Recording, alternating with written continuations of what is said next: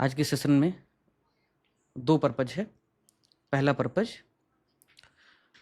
बहुत सारे सवाल आते हैं उनको ध्यान में रखते हुए कि जीएस के सभी पेपर्स में बैलेंस कैसे स्थापित करना है, निबंध और हिंदी के साथ मिला करके कैसा संतुलन रहे जिससे कि डिसप्रपोर्शनेट समय भी न जाए और समय पर आपकी तैयारी पूरी हो, रिवीजन हो, प्रैक्टिस आप कर सकें, क्योंकि ये सब बैलेंस का ही खेल है पूरा मेंस। दूसरा है भगीरथ प्लस में जो बच्चे हैं, काफ़ी लोगों ने भी ज्वाइन किया पिछले 2-3 दिनों में, तो उनके बैकलॉग कैसे कवर हो, वो एक महत्वपूर्ण एजेंडा है। क्योंकि जो दूसरा एजेंडा है भगीरथ प्लस के लोग कैसे बैकलॉग कवर करें, उसको बाद में रखेंगे, पहले बैलेंस वाली बात कर लेते हैं। ठीक है। यूपीएससी में एक बार निबंध पूछा कि फुर्तीला किंतु संतुलित थी दौड़ में विजयी होता है, slow but steady win the race. इसका मतलब क्या है? मतलब ये है, कछुआ और खरगोश की कहानी भी पढ़ी है, सब कुछ आपने पढ़ा है, आपके हाथ में लगभग पूरा जून तक का वक्त, और फिर भी कई लोग फेल हो जाएंगे, मेंस नहीं क्लियर होगा। क्यों नहीं होगा? ज्ञान की समस्या कम रहती है, बैलेंस की समस्या ज़्यादा रहती है। यूपीएससी की जर्नी में जो देखा वो ये देखा कि अधिकतर लोग जीएस 1 पढ़ते रहते हैं या अधिकतर लोग जीएस 2 और 3 पढ़ते रहते हैं, बस कोई भी 364, 65, 66 मिल जाता है उनको, उसको रटते रहते हैं, रंगते रहते हैं। न उनको पीवाईक्यू से कोई मतलब है, न उनको brainstorming, structure, value addition, content की समझ नहीं, बस वो रटते रहते हैं वहीं 65, 66, 67 जो बताया, जो मार्केट में खूब एक समय में प्रिवेल कर रहा था। रजत ने बड़ा सुंदर एक दिन बोला कि लोग अब देखते भी नहीं हैं, बस रटते रहते हैं, क्योंकि माहौल है, माहौल बना हुआ। तो एक तो ये मेरा खुद का जो पहला मेंस था उसमें मुझे नुकसान उठाना पड़ा यूपीएससी में, जबकि करंट मुझे बहुत आती थी, लेकिन फिर भी मैं भी 65, 66, 67 के चक्कर में आया। एथिक्स छूट गया, एथिक्स में नंबर कम मिले। कई ऐसे लोगों को जानता हूँ जिन्होंने एथिक्स कभी पढ़ा ही नहीं जब तक एग्जाम नहीं आ गए। कुछ लोग हैं जो एक बार निबंध में मार्क्स मिल गया उसको ग्रांटेड ले लेते हैं। कुछ लोग और भी हैं जो हिंदी को अपने आंगन समझते हैं, मेरे अंगने में तुम्हारा क्या काम है बोलते हैं और सोचते हैं वो तो फिर भी नहीं जाएगी। ऐसे नहीं होता। ये इसलिए बता रहा हूँ क्योंकि प्रॉब्लम समझो, फिर आगे बताते हैं कैसे बैलेंस स्थापित करना है। पहली चीज़ तो ये है भाई कि कोई भी यहाँ पे फेवरेट नहीं है। सभी पेपर में अपने मार्क्स हैं, जीएस के लगभग इक्वल मार्क्स हैं, बाकी सबके 150 हैं।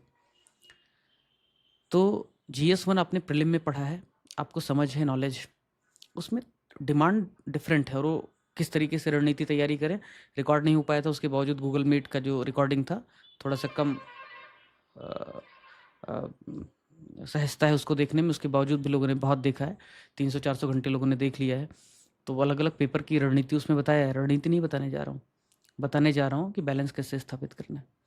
जीएस पेपर 1 है, इसमें आप प्रीलिम में काफ़ी कुछ पढ़ चुके होगा, थोड़ा बहुत भी पढ़ा होगा, तो आपको पता है कहानी क्या है। इसमें थीम वाइज चीज़ें चलती, तो हिस्ट्री नहीं पढ़ना है, हिस्ट्री कम पढ़ना है, थोड़ा सा साइड में रखो उसको। पढ़ना क्या है? सोसाइटी पढ़ना है जीएस 1 में। लेकिन सोसाइटी कब पढ़ना है? अभी नहीं पढ़ना है। पहले क्या पढ़ना है? वैज्ञानिक तरीका, जो साइंटिफिक तरीका हमने फाउंडेशन बैच में ही सीखा था भगीरथ के, और अभी भगीरथ प्लस में भी पढ़ा रहे हैं। और मेरा अपना तरीका, हर किसी का अपना तरीका हो सकता है, लेकिन चूंकि आप लोग जुड़े हुए हो तो वही मैं बताऊंगा जो मुझे लगता है और आप लोगों को लगता है कि आसान है, सही है। कि जीएस 3 और जीएस 6 के सिलेबस में 30 से 40% सिमिलरिटी है। और जब 30-40% सिमिलरिटी है तो अभी मैं आपको दिखाऊंगा, जब बैकलॉग कैसे कवर करें दिखाऊंगा कि भाई 30-40% सिलेबस आप एक साथ पढ़िए। जो प्रॉब्लम इंडिया का है, अगर इंफ्रास्ट्रक्चर की प्रॉब्लम इंडिया में है, जीएस 3 में है, तो वही प्रॉब्लम यूपी की है, जीएस 6 में है, सिर्फ डेटा बदल जाएगा। एग्रीकल्चर में जो प्रॉब्लम इंडिया में है, जीएस 3 में है, वही प्रॉब्लम यूपी में है, जीएस 6 में है, बस डेटा बदल जाएगा। आर्गूमेंट्स, थेरी सब सेम है। नई बोतल में पुरानी शराब परोस कर दे दिया है जीएस 6 के नाम का पेपर, बस नई बोतल में पुरानी शराब है। बोतल है जीएस 3 का, माफ़ करना, बोतल है जीएस 6 का और शराब है जीएस 3 का। कुछ बदला नहीं, नशा उतना ही आएगा, ठीक है। तो कुछ भी परिवर्तन नहीं। तो 30-40% तो ये साथ में हो गया। फिर जिस तरीके से GS 3 और 6 के अलग अलग टॉपिक्स जो बचे हुए थे उनको पढ़ा दिया, अभी दिखाऊंगा, वैसा कर लेना है। तो 2 पेपर आपके यूं खत्म होंगे। जो लोग पहले से शुरू से जनवरी से जुड़े हैं उनके खत्म भी हो गए। 2 लेक्चर बचे हैं, 3 लेक्चर। उसके बाद क्या करोगे? उसके बाद मेरी बहुत विनम्र प्रार्थना है कि एथिक्स पढ़ लो। ये बात अलग है कि मैं खुद एथिक्स थोड़ा लेट पढ़ाने वाला हूँ, लेकिन जिन लोगों को बिल्कुल नहीं आता, जिन लोगों को बिल्कुल पता नहीं, हवा नहीं लगता एथिक्स में, वो एथिक्स का क्या करें, अपने पास जो भी उनके पास रिसोर्सेस हैं वहाँ से पढ़ लें, या जो फाउंडेशन बैच में कुछ 7-8-10 लेक्चर मैंने कराए थे वो उनको उपलब्ध करवा दूंगा, वो देख लें, या यूट्यूब से जो भी मिले देख लें, क्योंकि हम लेक्चर कराने वाले हैं जिसमें 15 दिन बाद शुरू होगा एथिक्स। लेकिन एथिक्स एक ऐसा पेपर है जिसको थोड़ा सा पहले करना है, बाद में पैनिक करोगे कर नहीं पाओगे। तो एथिक्स कवर कर लेना है, और जब आप एथिक्स कर रहे हो उसी समय GS1 की सोसाइटी कर लेना है। क्यों कर लेना है? क्योंकि एथिक्स में काफ़ी कुछ ऐसा है जो आप सोसाइटी के साथ अगर तैयार करोगे तो थोड़ा सा आपको आपकी अंडरस्टैंडिंग ज़्यादा बेहतर हो पाएगी। और जब आपने एथिक्स कर लिया और GS1 का सोसाइटी कर लिया, उसके बाद करना क्या है? उसके बाद करना है GS5। GS5 क्यों करना है? क्योंकि GS5 में GS1 की ओवरलैपिंग है, GS2 की ओवरलैपिंग है, कुछ कुछ तो GS3 की ओवरलैपिंग है। यानी पूरा मिक्सचर बना दिया है उसने, आर्ट, कल्चर, गवर्नेंस, पॉलिटिक्स, सब सब सब घुसा दिया है। तो GS5 थोड़ा सा बाद रखना है। क्यों बाद में रखना है? क्योंकि आप जो GS3 में पढ़ोगे, जो आप GS1 में पढ़ोगे, जो आप GS4 में पढ़ोगे, वो सब यूज हो जाएगा आपका GS5 में। तो GS5 को पहले नहीं पढ़ना है। अधिकतर लोग जो हैं जो कहते रहते हैं कि GS5 पहले पढ़ाइए, GS5 पहले पढ़ाइए, और मार्केट में माहौल बना हुआ है GS5 से पहले पढ़ा रहे हैं। क्यों? क्योंकि उसका मार्केट में गाइडेंस अवेलेबल नहीं था, नया, कंपैरेटिवली नया पेपर था, तो लोगों ने उसका डर, सबसे ज़्यादा एक्सप्लॉइटेशन किसका होता है? जो सबसे ज़्यादा डरा हुआ होता है। जो व्यक्ति डर करके जाता है, माफिया उसको कहते हैं मैं तुम्हें संरक्षण दूंगा, और अपने गुर्गे में शामिल, अपने कारवां में शामिल कर लेते। डर जो है ना, अगर आप आपके भीतर है तो आप एक्सप्लॉइट आपका होगा, एक्सप्लॉइटेशन आपका होने वाला है। तो पहली चीज़, अपनी कमजोर स्थिति में आकर के कुछ भी फैसले वैसले मत लो। तो करना क्या है? GS3 और GS6 एक साथ पढ़ना है, फिर सोसाइटी और एथिक्स एक साथ पढ़ना है, फिर जो आपका GS2 है उसके चैप्टर्स देखने हैं, और फिर GS5 ख़त्म करना है। अगर आपने GS3, 6, एथिक्स और GS1 पढ़ा, उसके बाद में GS2 के पेपर्स को भी फिनिश किया, फिर GS1 जो है उसमें कुछ आर्ट एंड कल्चर वगैरह अगर टॉपिक छोड़ दिया जाए तो बहुत आसानी के साथ आपको रिलेट कर पाओगे, बिल्कुल कर पाओगे, क्योंकि आपने GS1 पढ़ा हुआ है, आपने गांधी को भी पढ़ा है, चंद्रशेखर आज़ाद को भी पढ़ा है, और GS5 में पूछ लेगा कि उत्तर प्रदेश के जो स्वतंत्रता संग्राम सेनानी थे उनके बारे में बताइए, या चंद्रशेखर आज़ाद के बारे में पूछ लेगा, या कल को राजेंद्र लहड़ी के बारे में पूछ लेगा, क्योंकि लिखा हुआ है स्वतंत्रता संग्राम सेनानी जो उत्तर प्रदेश के, उनके बारे में टॉपिक में है आपके। तो शोध श्रृंखला जो PYQ की शोध श्रृंखला है, जब उसमें हमने GS5 के बारे में निकाला था तब कंपेयर करके दिखाया था कि किस तरह से GS1 का, GS2 का, GS3 का काफ़ी कुछ कंटेंट सीधे सीधे GS5 में ओवरलैप हो रहा है। तो आपके पास इतना समय नहीं है कि एक पेपर को उठा करके आप 3 महीने पढ़ेंगे। आपको स्मार्टली मैनेज करना पड़ेगा कि यहाँ का ज्ञान कहीं और काम आ जाए। और अधिकतर छात्र, अधिकतर स्टूडेंट जो स्मार्ट होते हैं या जो थोड़े से लीजेंड होते हैं, उनकी एक खास बात होती है कि वो लिंकेजेज करना सीख जाते हैं। शुरुआत में आप फैक्ट रटते हैं, शुरुआत में आप सिलोज में पढ़ते हैं अलग अलग अलग अलग अलग सब कुछ, और जब आप लीजेंड यानी जब आप बड़े लेवल पे पहुंच जाते हैं तब आप हर पेपर के साथ, हर टॉपिक के साथ आप लिंक करना सीख जाते हैं कि यहाँ की चीज़ वहाँ कैसे यूज कर लेना, यहाँ का एग्जाम्पल वहाँ कैसे यूज कर लेना। तो मैं जिस तरीके से बता रहा हूँ लगभग उसी तरीके से पढ़ाने जा रहा हूँ। GS5 सबसे लास्ट में रखा है कंटेंट, हालांकि उसका मैं शुरू करवा रहा हूँ फ्रेम करना, लेकिन सबसे लास्ट में इसलिए रखा है क्योंकि ये सारे पेपर्स पढ़ने के बाद में आपको वहाँ अतिरिक्त तनाव होगा नहीं। GS4 जो एथिक्स है उसको थोड़ा कंपेरेटिवली, मेरे कंपेरेटिवली बाद में रखने के पीछे का कारण क्या है? क्योंकि GS4 में आप GS2 का भी यूज करते हैं। क्यों GS2 का यूज करते हैं? क्योंकि गवर्नेंस से सीधा सीधा RTI आता है, सीधे गवर्नेंस के टॉपिक्स वहाँ पे आते हैं। इंडिविजुअल लेवल पे, सोसाइटी लेवल पे और गवर्नेंस के लेवल पे एग्जाम्पल आपको लिखना होता है GS4 में। सोसाइटी के ढेर सारे एग्जाम्पल, सोसाइटी के ढेर सारी थेरीज आपको लिखनी होती है GS4 में। तो इसकी वजह से मैंने उसको थोड़ा सा बाद रखा है, नंबर 1। नंबर 2, अपने ऊपर एक दबाव कम हो जाएगा कि हाँ भाई पेपर्स हमने काफ़ी कंप्लीट कर लिए, GS3 कंप्लीट हो गया, GS6 कंप्लीट हो गया, GS1 कंप्लीट हो गया। तो अभी फिलहाल के लिए जिन लोगों ने कुछ भी शुरू नहीं किया, अभी तक मस्ती मार रहे थे, मजे कर रहे थे, या उनको पता ही नहीं था कि उनका प्रीलिम हो जाएगा, आश्चर्य से भरे हुए हैं, उन लोगों के लिए मेरी प्रार्थना है कि GS 3 6 एक साथ पढ़ो। और मैंने तो खैर GS 3 और 6 लगभग 1.5 महीने में पढ़ा है, जो कि 15-20 दिन का तो गैप ही था, बीच में स्ट्रेटजिक ब्रेक वगैरह ढेर सारे और टेस्ट वगैरह थे, तो इवैल्यूएशन चल रहा था, हर टेस्ट के लिए 2 दिन इवैल्यूएशन चल रहा था। तो 1.5 महीने में हमने पढ़ाया, और हमने 1.5 महीने में पढ़ाया तो अभी मैं दिखाऊंगा कि लगभग 30 लेक्चर्स हो गए हैं कुल मिला करके। तो अगर 28-30 लेक्चर्स लिए तो उसको आप चाहो तो आराम से 1 हफ्ते में ख़त्म कर सकते हो। 7 दिन 8 दिन बहुत है, आप इन दोनों पेपर को निपटा सकते हो, कम से कम लेक्चर्स निपटा सकते हो, कंटेंट के लिए और 3-4 दिन एक्स्ट्रा ले लो, तो 10 दिन में ख़त्म करो इसे। 10 दिन में ये ख़त्म करो, उसके बाद में सोसाइटी जो है 3 दिन में सोसाइटी ख़त्म करो, 4 दिन ले लो। तुम्हारा कुछ नहीं आता तुम्हें सोसाइटी में तो 1 हफ्ता ले लो, 17 दिन हो गया। उसके बाद GS 4 उठाओ, एक रीडिंग कर लो GS 4 की, बाकी तो मैं लेक्चर पढ़ाने ही वाला हूँ, सब डिटेल में बताने ही वाला हूँ। 1 हफ्ते में पूरा एथिक्स खत्म करो, क्योंकि 8 चैप्टर हैं, एक तो केस स्टडी है, एक ही केस स्टडी आती है, और मुझे लग रहा है 2 लेक्चर मैंने बना करके यूट्यूब पे डाल दिया था कि केस स्टडी कैसे सॉल्व करें। उतना भी देख लोगे तो भी आपका केस स्टडी आराम से एक क्वेश्चन आप कर पाओगे। फिर प्रैक्टिस वगैरह तो हम कराने ही वाले हैं। तो करना क्या है, करना ये है GS 3 6 10 दिन, GS 1 की सोसाइटी 7 दिन, मैक्सिमम 17 दिन, एथिक्स के 7 टॉपिक, थ्योरी के 7 दिन, एक टॉपिक पर डे, 17-7 24 दिन। 24 दिन में आपके कितने पेपर खत्म हो गए, 3 और इधर आधा, 3.5 पेपर खत्म हो गए। फिर GS 2 साथ में चलेगा, या जहाँ से भी आप कर रहे होगे वहाँ से 1 हफ्ते GS 2 के लिए काफ़ी है, क्योंकि वहीं आप पॉलिटी पढ़ रहे हैं। आपको गवर्नेंस में थोड़ी सी तकलीफ आएगी, IR में थोड़ी तकलीफ आएगी, बाकी तो सेम चीज़ें आप पढ़ रहे हैं। तो उसके लिए 10 दिन मान लो, 34 डेज हो गए। अब आता है GS 5। अब GS 5 जब आ रहा है तो GS 5 में ये सब जो कुछ पढ़ोगे लगभग 50% वहाँ पे कवर कर लेगा वो। और अगर किसी को लग रहा होगा कि मैं ऐसे फेंक रहा हूँ, सेशन को लंबा नहीं करना है इसलिए मैं बहुत डिटेल में नहीं जा रहा हूँ, नहीं तो मैं 3 घंटे से भी बात कर सकता हूँ। वो लोग PYQ की शोध श्रृंखला जाके उठा के देख लें कि GS 5 में किस तरीके से दिखाया है, GS 1 GS 2 ओवरलैप कर रहा है। PYQ की शोध श्रृंखला में GS 3 और 6 वाला देख लें किस तरीके से ओवरलैप कर रहा है, 30-40%। ठीक है, पढ़ा हुआ है, एक बार जरा स्क्रॉल कर लिया करो, हर चीज़ मुझसे मांगोगे तो नहीं मिलेगा। तो 34 दिन में कितना हुआ, 17-7 24 और 10 34, 34 दिन में लगभग। और हाँ, फिर 1 हफ्ते आप दे दो GS 5 को, क्योंकि 34 दिन ये हो गया, यहीं सब पढ़ा हुआ 50% वहाँ काम आएगा। जो आर्ट एंड कल्चर वगैरह, सोसाइटी जो स्पेसिफिक सोसाइटी है, कुछ क्षेत्रीय संगीत वगैरह है, कला वगैरह है, पेंटिंग वगैरह है, उन सबको देख लोगे तो 1 हफ्ते वो हो जाएगा। तो 40 दिन में आपका पूरा का पूरा GS खत्म हो जाएगा मेरे हिसाब से।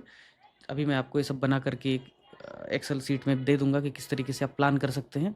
जो भगीरथ प्लस के स्टूडेंट हैं उनके लिए थोड़ा सा सेपरेट प्लान करूंगा, लेकिन ओवरऑल अगर आपने कुछ भी नहीं पढ़ा हुआ है और हमारे यहाँ नहीं भी पढ़ रहे हो, कोई फ़र्क नहीं पड़ता।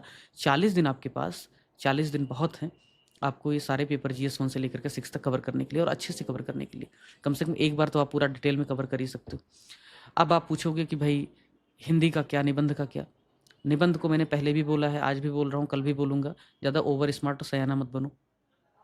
बहुत लोगों को देखा है मैंने कि UPSC में 120-30 नंबर आता है, 40 नंबर आता है, और अगली बार जो है 110 नंबर और 100 नंबर आता है। क्योंकि निबंध एक ऐसी चीज़ है जो बहुत अनप्रेडिक्टेबल है। अगर आपने इंट्रोडक्शन ख़राब लिखा, एग्जामिनर पढ़ेगा नहीं।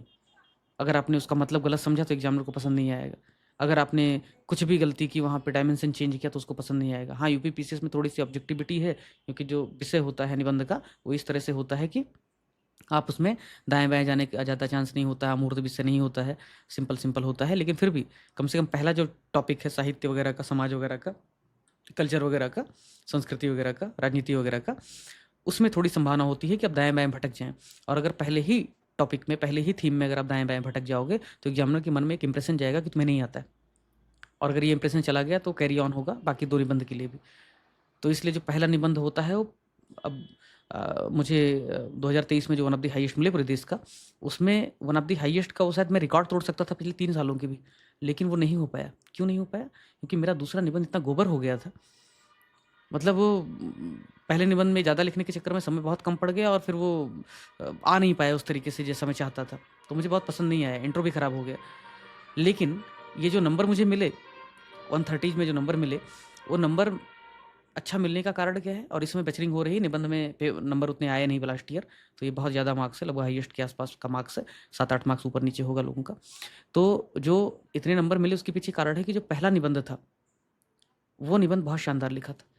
पहला निबंध अगर आपने, मेरा दोस्त है एक मनीष, उसके साथ मुकाबला सीरीज़ करने की सोच रहा हूँ, कर ही नहीं पा रहा हूँ। वो कहता है, पहले भी कहता था कि भाई अगर पहला निबंध आपने बहुत शानदार लिख दिया और उसमें आपको 75 मिल गए, 75 मिल गए, भाई यूपीएससी की बात कर रहे हैं, यही यूपी पीसीएस के लिए भी बात कर रहा हूँ, सेम चीज़।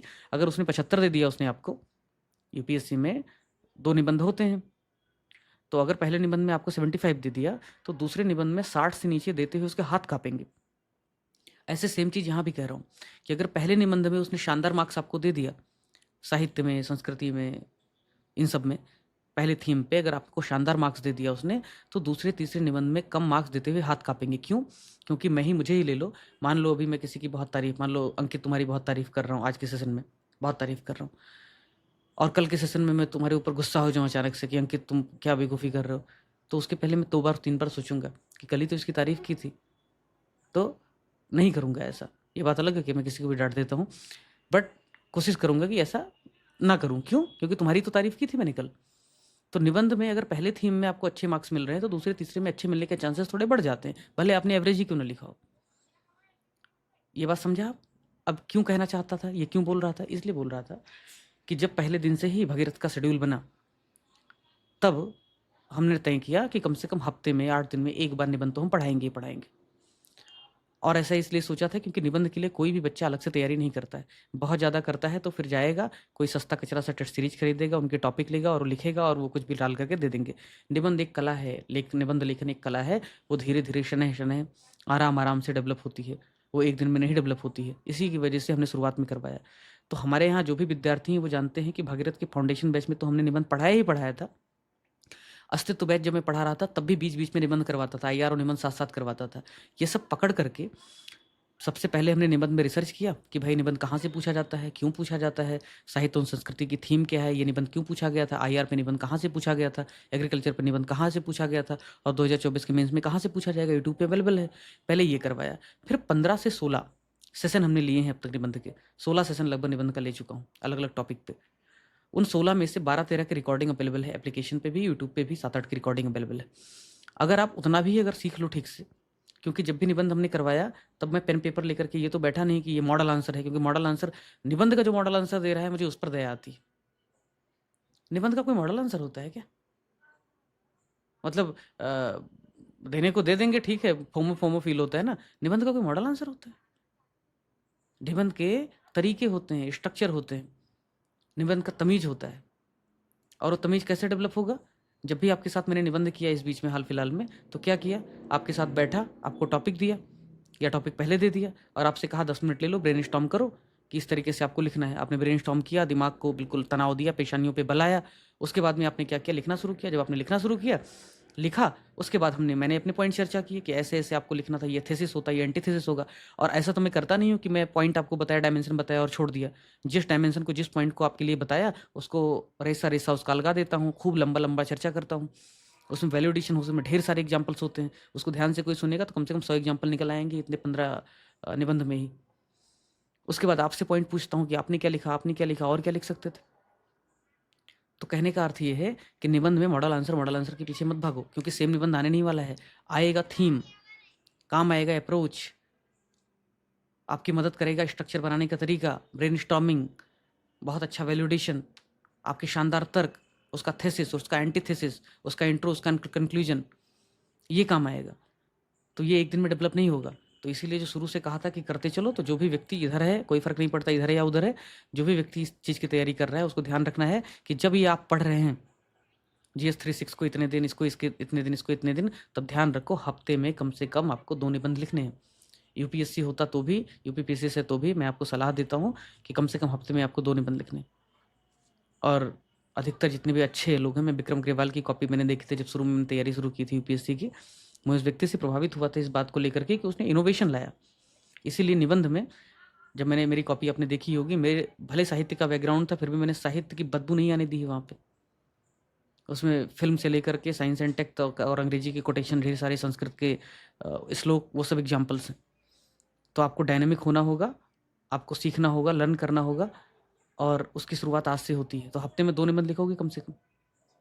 मैंने खुद अपने अटेम्प्ट के लिए 19 निबंध लिखे थे, जबकि मैंने निबंध में बहुत बहुत शानदार बेजोड़ परफ़ॉर्म किया है अपने जीवन में, कॉम्पिटिशन लेवल पे।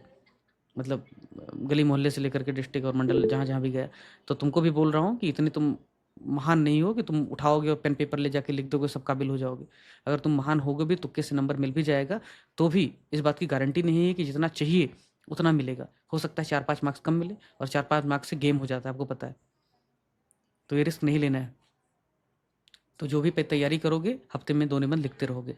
तो मुझे लग रहा है कि 40 दिन के अंदर कोई भी व्यक्ति GS1 से लेकर के GS तक पूरा 6 तक पूरा कवर कर सकता है। एक रीडिंग कर सकता है, अच्छे से उसकी थ्योरी समझ सकता है, और साथ में निबंध कर सकता है। इतना करने के बाद मित्र, फिर आप उठाइए पेन पेपर, कोई भी टेस्ट सीरीज जहाँ ज्वाइन करना है, जो ज्वाइन करना है कर लो, और ख़त्म करो। प्रैक्टिस प्रैक्टिस प्रैक्टिस, फिर प्रैक्टिस करो। और वो जो कॉपी पेस्ट मार करके आर्टिफिशियल इंटेलिजेंस की मदद से जो कॉपी पेस्ट मारते हैं ना, उसमें लिखते हैं ये इम्प्रूव करो, वो करो, वो करो, उस पर नहीं जाने का।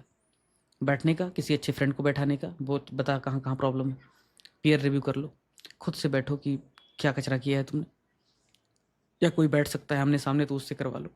बहुत ज़्यादा ये जो AI वाला कॉपी पेस्ट है उसके सहारे मत बैठो, ठीक। फिर प्रैक्टिस कीजिए आप। तो पहला काम है सिलेबस कवर करना। पहले दिन से ही टेस्ट सीरीज ज्वाइन नहीं करने का। अगर आता है, आपने अटेम्प्ट इससे पहले दिया है, अधिकतर हमारे मित्र जो हैं, अधिकतर जो हमारे मित्र हैं यहाँ पे, ये मुझसे पूछते हैं कि अग्नि परीक्षा ज्वाइन करें क्या। एक ही सवाल होता है, इससे पहले मेंस दिया है क्या, सिलेबस ख़त्म है क्या, अगर नहीं तो रुको अप्रैल में ज्वाइन करने का। जब तक सिलेबस कवर नहीं होता है, कोई टेस्ट सीरीज नहीं ज्वाइन करना है। कोई फ़ायदा उसका, जीरो फ़ायदा होता है।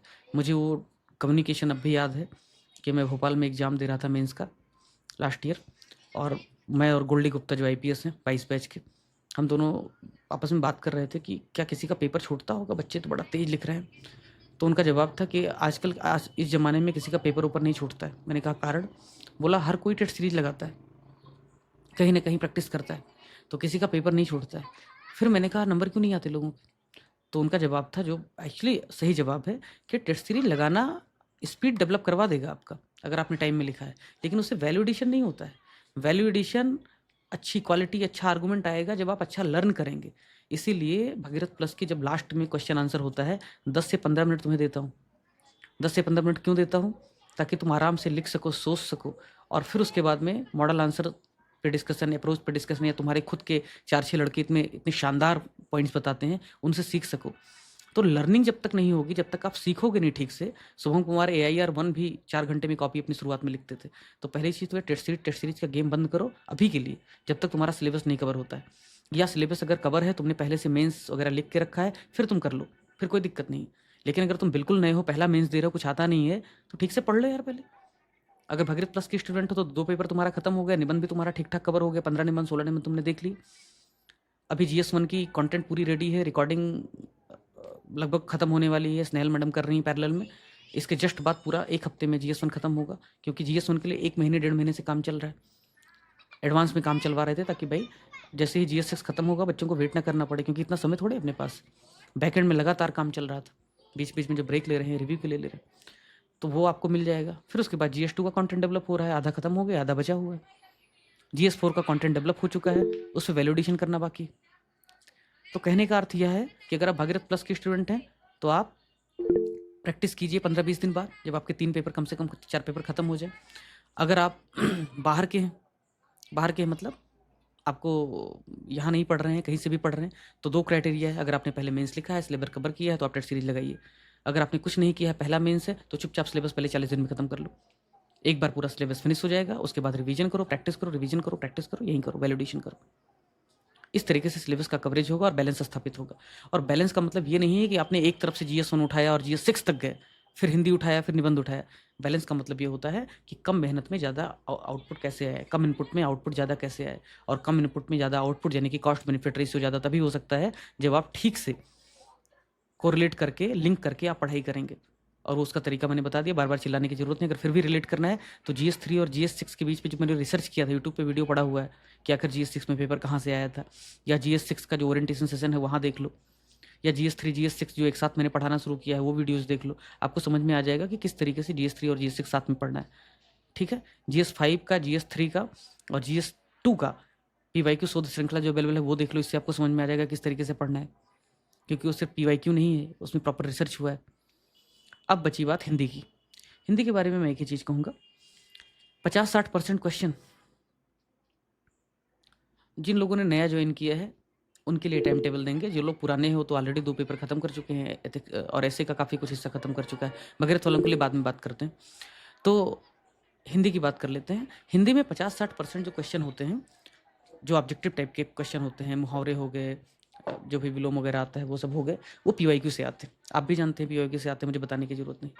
एक अपने ही स्टूडेंट है और उसकी प्रिपरेशन ठीक है हिंदी की, उससे मैंने कहा था कि पीवाईक्यू में ये जो भी इंपॉर्टेंट पीवाईक्यू है, भाई 10 पीवाईक्यू हैं, 10 में से सारे तो आएंगे नहीं, रिपीट होने की संभावना तो है नहीं। उसमें से 5-6 पीवाईक्यू होंगे जो बहुत इंपॉर्टेंट होंगे, क्योंकि मार्केट में हिंदी की किताब अवेलेबल है, हिंदी की सारे मटेरियल अवेलेबल है। आर वाले भी तैयारी वहीं करते हैं, पीसीएस वाले भी वहीं करते हैं। तो अलग से उनको मैं मटेरियल तो दूंगा नहीं, मैं कोई अलग से व्याकरण या अलग से कोई हिंदी का मर्मज्ञ तो हो नहीं जाऊँगा। तो मैंने कहा था कि पीवाईक्यू में जो भी इंपॉर्टेंट है, एक तो उनका कंपाइलेशन, वो कंपाइलेशन लगभग बन गया है, वो मैं अपनी तरफ से आपको दे दूंगा, क्योंकि वो हाई यील्डिंग टॉपिक होंगे, सबसे ज़्यादा उनके आने की संभावना होगी। प्लस कोई भी बुक आती हो उनको उठाओ, जो भी ऑब्जेक्टिव टॉपिक्स हैं, चाहे विलोम हो, चाहे मुहावरे हों, वर्तनीय शुद्धियाँ हों, इनको तैयार कर लो। मतलब तैयार कर लो, मतलब तैयार कर लो पूरा पीवाईक्यू पिछले 10 सालों का पीवाईक्यू उठा करके तैयार कर लो। उसके बाद जो व्याख्या वाला हिस्सा है, प्रेसिस वाला हिस्सा है, वो मेरे सहारे छोड़ दो। वाक्य प्रयोग वाला जो हिस्सा है, मैंने कहा था वाक्य प्रयोग कैसे करना है, तो वाक्य प्रयोग में अधिकतर लोग क्या करेंगे, किसी किताब में लिख दिया होगा कि 9-2-11 होना, तो 9-2-11 होना में या अरहर की टट्टी अलीगढ़ का ताला किसी ने लिख दिया, इसका मतलब क्या है और इसका वाक्य प्रयोग कैसे है, तो जैसा किताब में लिख दिया रट्टा मारेंगे, उल्टी करके आ जाएंगे। तो होगा क्या, तुमने भी सेम उल्टी किया है, बगल वाले ने भी सेम उल्टी किया है, तो सब बिल्कुल गंद मचा के रखोगे। अगर थोड़ी सी ताजगी, थोड़ी सी फ्रेश एयर लेके आनी है, तो करना क्या है कि भाई, अगर किताब में कुछ लिखा हुआ है तो आप क्या करो, 4 वाक्य प्रयोग अगर करने हैं तो एक इंटरनेशनल रिलेशन से, एक सोसाइटी से, एक इंडिविजुअल लेवल पे, और एक करंट अफेयर में, पॉलिटिक्स में, सटायर वगैरह जो भी है वो कर दो। इससे क्या होगा, एग्जामिनर को थोड़ा गुदगुदा पाओगे, थोड़ी सी ताजगी, बर्फ पाओगे, थोड़ा सा ऑर्गेनिक लगेगा, नया लगेगा, तो आपको मार्क्स थोड़ी सी मिलने की संभावना ज़्यादा रहेगी। ठीक है। और जो व्याख्या है, प्रेसिस है, इनमें अच्छी बात क्या है कि साहित्य का विद्यार्थी रहा हूँ, ऑप्शनल रहा है, तो इसमें जो विशेषता वगैरह लिखते हैं, प्रासंगिकता वगैरह लिखते हैं, या साहित्यिक जो सौंदर्य है उसको लिखते हैं, उसको मैं आपको टेम्पलेट दे दूंगा, किस तरीके से करना है वहाँ से हो जाएगा। और फिर जो पत्र है, पत्र में जो फॉर्मेट है वो तो बदला नहीं जा सकता, क्योंकि शासकीय फॉर्मेट अगर है तो वही फॉर्मेट रहेगा। लेकिन करेंगे क्या उसमें कि भाई शासकीय फॉर्मेट है तो किसी ने 3 साल पहले पीवाईक्यू में या किसी किताब में किसी ने एक फॉर्मेट में कोई एक पत्र लिख दिया है, तो वहीं जाके तुम चेप पाओगे, वो करना नहीं है। फॉर्मेट सेम रखेंगे, लेकिन पत्र का जो कंटेंट होगा वो बदल देंगे। महाकुंभ हुआ है, क्राउड डिजास्टर हुआ है, महाकुंभ हुआ है, उसके प्रबंधन, उसके मैनेजमेंट के लिए पूरी दुनिया रिसर्च कर रही है, तो हम क्या करेंगे, शासकीय पत्र में लिखवा देंगे कि चीफ सेक्रेटरी लिख रहा है वहाँ के मेला प्रबंधन को कि भाई क्राउड मैनेजमेंट करने के लिए क्या क्या उपाय किए जा सकते हैं, ये शासकीय पत्र हो जाएगा। तो एग्जामिनर को भी लगेगा अच्छा, ये इतना अवेयर है कि इसने महाकुंभ मेले जैसे रिसेंट आयोजन को अपने कंटेंट का हिस्सा इसने बनाया है। न सिर्फ एक क्रिएटिव व्यक्ति है, बल्कि इसको समझता है किस तरीके से चिट्ठी लिखी जाती है, शासकीय पत्र किस तरीके से लिखा जाता है। तो इसका फायदा क्या होगा, औरों से थोड़ा सा अलग दिखेगा। भाषाई कौशल जो होगा वो बहुत अच्छा होगा। ऑफकोर्स भाषा को लेकर के थोड़ी बहुत मुझे समझ है, तो वो भी आपको उपलब्ध हो जाएगा। मैं आपकी हेल्प कर सकता हूँ वहाँ पे जहाँ पे सब्जेक्टिविटी ज़्यादा है, जहाँ पे लोगों को मार्क्स नहीं मिलते, वहाँ आपको मैं मार्क्स दिला दूंगा। लेकिन जो ऑब्जेक्टिव पोर्सन है, जिसमें रट्टा मारो जिंदाबाद है, विलोम है, वर्तनीय शुद्धि है, और वो सब जो भी है, उसमें आपको खुद मेहनत करना पड़ेगा। पीवाईक्यू रटो, पीवाईक्यू रटने के बाद में फिर जो भी इंपॉर्टेंट है वो देखो, उतना आप पैरेलल करते रह सकते हो। तो ऐसा नहीं होगा कि जब आपका जीएस खत्म हो जाएगा तो हिंदी नहीं तैयार है, निबंध नहीं तैयार है। ये एक्सक्यूज मुझसे बर्दाश्त नहीं होगा कि तुम कहोगे हिंदी में मेरे कम मार्क्स आ गए। ये एक्सक्यूज क्या है भाई, आप ऑब्जेक्टिव तैयार करो, ऑब्जेक्टिव में कम ना आए लोगों से, क्योंकि 1 नंबर उनको मिले तो आगे 1 नंबर आपको मिले। सब्जेक्टिव में वो तुम्हारे आगे कहीं टिकेंगे नहीं, क्योंकि सब्जेक्टिविटी जहाँ जहाँ होगी वहाँ वहाँ मैं इनोवेशन लेके आऊँगा, वहाँ वहाँ आपको बेहतर तरीके से सिखाऊंगा। सब्जेक्टिव चीज़ों में मैं आपको नंबर ज़्यादा दिला दूंगा, ऑब्जेक्टिव चीज़ों आपको उनसे पिछड़ना नहीं है। भाई इतना करना है, हिंदी में हो जाएगा काम। और मैं बार बार कह रहा हूँ, निबंध अगर आपको थोड़ी भी हिंदी आती तो निबंध हिंदी में लिखो। इधर अगर अंग्रेज हो, बिल्कुल विशुद्ध अंग्रेज हो, स्कॉटलैंड के रहने वाले हो, आयरलैंड के रहने वाले हो, तो भाई ठीक है, कोई दिक्कत नहीं, अंग्रेजी में लिखिए। GS 2-3 और GS 6 अगर अंग्रेजी एवरेज भी है तो अंग्रेजी में लिखो, क्योंकि एक पेपर किसी एक भी एक भाषा में, हिंदी, अंग्रेजी, उर्दू में लिखा जा सकता है, ऐसा उत्तर प्रदेश में पीसीएस में प्रावधान है। तो आप GS 2, GS 3, GS 6 आप अंग्रेजी में लिख सकते हैं तो अंग्रेजी में लिखिए। GS 5 और GS 1 हिंदी में लिख सकते हैं आप, क्योंकि जिस तरीके का पेपर है, सोसाइटी जिस तरीके का नेचर है उनका, आर्ट एंड कल्चर, हिस्ट्री, उसमें अपनी मातृभाषा में ज़्यादा कंफर्टेबल होते हैं। जबकि GS 2, GS 3 और GS 6 में कीवर्ड्स बहुत होते हैं, कीवर्ड ज़्यादा होने की वजह से उसको अंग्रेजी में लिखने से आपको सहूलियत रहेगी। इसके बावजूद भी मैंने जो कंटेंट आपको उपलब्ध कराया है, उस कंटेंट में इस तरीके से आपको कंटेंट है हिंदी में, हिंदी वालों की वजह से काफ़ी कुछ मशक्कत करनी पड़ रही है, लेट होता है कंटेंट में, इस तरह से उपलब्ध कराया है कि अंग्रेजी वालों की तुलना में आपका नुकसान कम से कम होगा, ना के बराबर होगा। और हो सकता है अगर 100-150 लोगों ने इस तरीके से लिख दिया तो एग्जामिनर को मजबूर होना पड़ेगा नंबर देने के लिए। ठीक है, वो ज़माना गया जब विशुद्ध हिंदी में सब कुछ पढ़ना है, विशुद्ध हिंदी में उल्टी करना है ही नहीं कुछ। हाँ, तो समय तो लगेगा ही यार, एक दिन में क्या होता है, एक दिन में कुछ नहीं होता है। अब वर्ड ऑफ विजडम जो लास्ट में कह रहा हूँ, एक के साधे सब सधे, सब साधे सध जाए। स्टार्ट लेना, शुरुआत करना सबसे कठिन होता है। रेलगाड़ी एक बार चल निकली तो उसको आराम से धक्का देते देते आप लेके चले जा सकते हो। शुरुआत में इनर्सिया जो होती है, जड़ता जो होती है, वो तोड़ना पड़ता है, उसके लिए सबसे ज़्यादा फोर्स लगता है, सबसे ज़्यादा फ्रिक्शन वहाँ पे होता है। GS36 उठा के ख़त्म कर लो, टारगेट बना लो कि GS36 में जो सिमिलर टॉपिक है उनको ख़त्म कर देना है, 4-5 दिन ले लो, उसके बाद देखो गाड़ी कैसे चल निकलती। जो नए विद्यार्थी उनको स्पेशली बता रहा हूँ, पुराने विद्यार्थी का तो ख़त्म हो चुका है, और पुराने विद्यार्थी ऐसे भी होंगे, हालांकि मुझे लगता नहीं ऐसे होंगे, क्योंकि जब मैं वीडियो का नंबर ऑफ़ व्यूज़ देखता हूँ तो मुझे ज़्यादा दिखता है। पहले वीडियो को ही लगभग 3,500 लोगों ने देखा है एप्लीकेशन में, उसके बावजूद तो मान लो शेयर कर दिया होगा आईडी पासवर्ड, उसके बावजूद भी आप लोगों ने देखा ही देखा होगा। हर वीडियो की एवरेज व्यू 300, 400, 500 तो जाती ही जाती है, 600 के आसपास जाती है। तो नंबर ऑफ़ स्टूडेंट को कंसिडर करते हुए मुझे लगता है कि लगभग लोग सीरियसली लेते हैं, वीडियो को देखते हैं। तो मैं कह रहा हूँ कि अगर आपने नए हैं, आपने शुरुआत ही किया है, 1 हफ्ते में सारे बैकलॉग खत्म कर लीजिए। कैसे बैकलॉग खत्म करना है कहो तो वो भी मैं एक्सेल करके, लेकिन हर चीज़ आउटसोर्स करोगे उससे फ़ायदा ज़्यादा नहीं होगा। 1 हफ्ते में कैसे खत्म करोगे? 28 वीडियो हैं खाली, देखता हूँ, मैं दिखा रहा हूँ आपको कैसे करना है बैकलॉग। ये दूसरा हिस्सा भी अपने डिस्कशन का दिखाई देता हूँ। सृष्टि ने भेजा कि हाँ,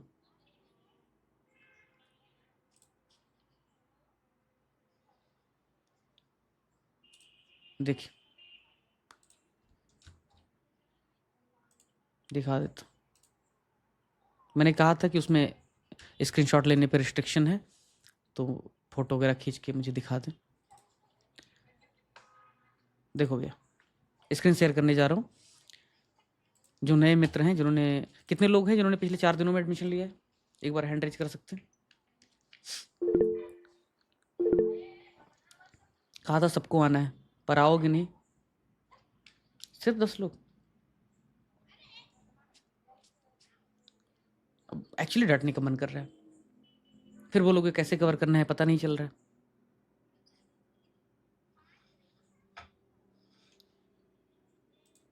देखो, जिन्होंने नहीं कवर किया है, जो लोग बाद में वीडियो देखें, उनके लिए भी काम आएगा।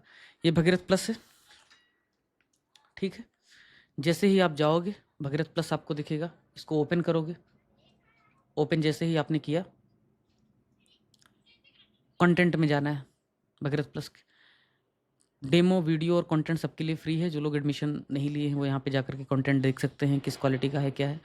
फिर आपको कहाँ जाना है, लाइव इवोल्यूशन ये है, इसमें 421 फाइल है, 29 वीडियो हैं, तो इवोल्यूशन जो टेस्ट का होता है वो है, उसमें नहीं जाना है। आपको जाना है लाइव लेक्चर में। कहाँ जाना है? लाइव लेक्चर ओपन करना है। ये वीडियो वाला है, ये कंटेंट है। कैसे करना है? आप गए यहाँ पे लाइव लेक्चर में, 2 फोल्डर दिखेंगे। एक फोल्डर दिखेगा लेक्चर वीडियोज, दूसरा दिखेगा कॉम्प्रिहेंसिव कंटेंट। आप क्या करोगे, पहले लेक्चर वीडियोज में जाएंगे। लेक्चर वीडियोज में जाएंगे तो आपको दिखेगा 3 टाइप की वीडियो। कुछ लोग कहते हैं बड़ा कन्फ्यूजिंग, अरे भैया कन्फ्यूजिंग नहीं है, बहुत मैथमेटिकली इसको साइंटिफिकली अरेंज किया हुआ है। जिस तरीके से मैंने पढ़ाया उसी तरीके से अरेंज करेंगे ना, आपके हिसाब से थोड़े अरेंज करेंगे एक एक वीडियो ऊपर से नीचे, है ना। पढ़ाऊंगा मैं अपने तरीके से, तो अरेंज तुम्हारे हिसाब से तो करूँगा नहीं, है ना, जिसमें बच्चों को ज़्यादा मैक्सिमम बेनिफिट मिल सके वैसे करूँगा ना। तो लेक्चर वीडियो GS3 और GS6 के सिमिलर टॉपिक, लेक्चर 1 से लेकर के लेक्चर 8 तक ये कंटेंट दूसरे टाइप का था। रिस्ट्रक्चरिंग जो कंटेंट का हमने किया, जिसके बाद आप लोगों ने बहुत सराहा, चूँकि कॉम्प्रिहेंसिव कवरेज उसके बाद कुछ बचेगा नहीं एग्जाम में, कुछ करंट के अपडेटेड लेक्चर आएंगे, उसके सिवाय कुछ नहीं करना है आपको। तो 1 से 8 तक जो कंटेंट है, उसका जो कंटेंट है वो बहुत छोटा है, टू द पॉइंट है, लेकिन उसके लेक्चर बहुत कॉम्प्रिहेंसिव, बहुत शानदार हैं। तो क्या करो, 1 से 8 तक लेक्चर आप खत्म कर जाओ। इससे क्या होगा, 1 से 8 लेक्चर में ही लगभग 30% ऑफ द सिलेबस जो है वो GS3 और GS6 का खत्म हो जाएगा। बात समझ रहे हो? ये आपने अगर 2 दिन में भी कर दिया तो 30% आपने GS3 और GS6 का कवर कर लिया। फिर जब ये हो जाए तो इनके जो कंटेंट होंगे उनको पढ़ लेना है। फिर क्या करना है, GS3 में जो बचे हुए टॉपिक्स हैं, 60 टॉपिक्स, उनको क्या करना है, उनकी वीडियोस देख लेने। फिर जब ये हो जाए तब GS6 में लगभग उसके बाद 12 लेक्चर हुए हैं, 10 से 11 से 12 लेक्चर। तो पहले 8 लेक्चर देख लिया आपने GS3 और GS6 जो सिमिलर थे, उसके बाद GS3 के जो बचे हुए 7 लेक्चर हैं वो देख लेने हैं, तो 8 7 15 हो गया। फिर GS6 के 14 वीडियो हैं, लेकिन 11-12 लेक्चर ही हैं एक्चुअली ये। जैसे जियोग्राफी में 3 पार्ट में लेक्चर है, लेकिन है तो 11 टॉपिक ही। तो इन 11 टॉपिक के लेक्चर्स को, टोटल 14 वीडियोज़ को, 13-14 वीडियोज़ को आपको देख लेना है GS6 के। तो ऐसा करते ही आपका लगभग GS3 और GS6 खत्म हो गया, क्योंकि 3 टॉपिक ही, खाली 3 लेक्चर ही बचे हुए हैं GS6 में, बाकी सब कंप्लीट हो गया है। क्योंकि हमारी पॉलिसी है कि एक टॉपिक पे 1 लेक्चर होगा और ज़रूरत पड़ेगी तो उस पे 2 लेक्चर भी बनेंगे। क्यों? ताकि आपको ठीक से समझ में आ सके। बहुत मेहनत करना पड़ता है, बहुत प्रिपरेशन करनी पड़ती है। समझ है, स्वाध्याय है, उसके बाद ही ये सब कुछ होता है। कोई भी मार्केट में, कोई भी कोचिंग, कोई भी इंस्टीट्यूट आपको रोज़ लेक्चर नहीं देता है। क्यों नहीं देता है? क्योंकि बहुत ज़्यादा मेहनत, बहुत ज़्यादा रिसोर्सेज, बहुत बहुत अनुभव चाहिए उसके लिए जीवन में। तो ये हो गया। अब उसके बाद करना क्या है मित्र? उसके बाद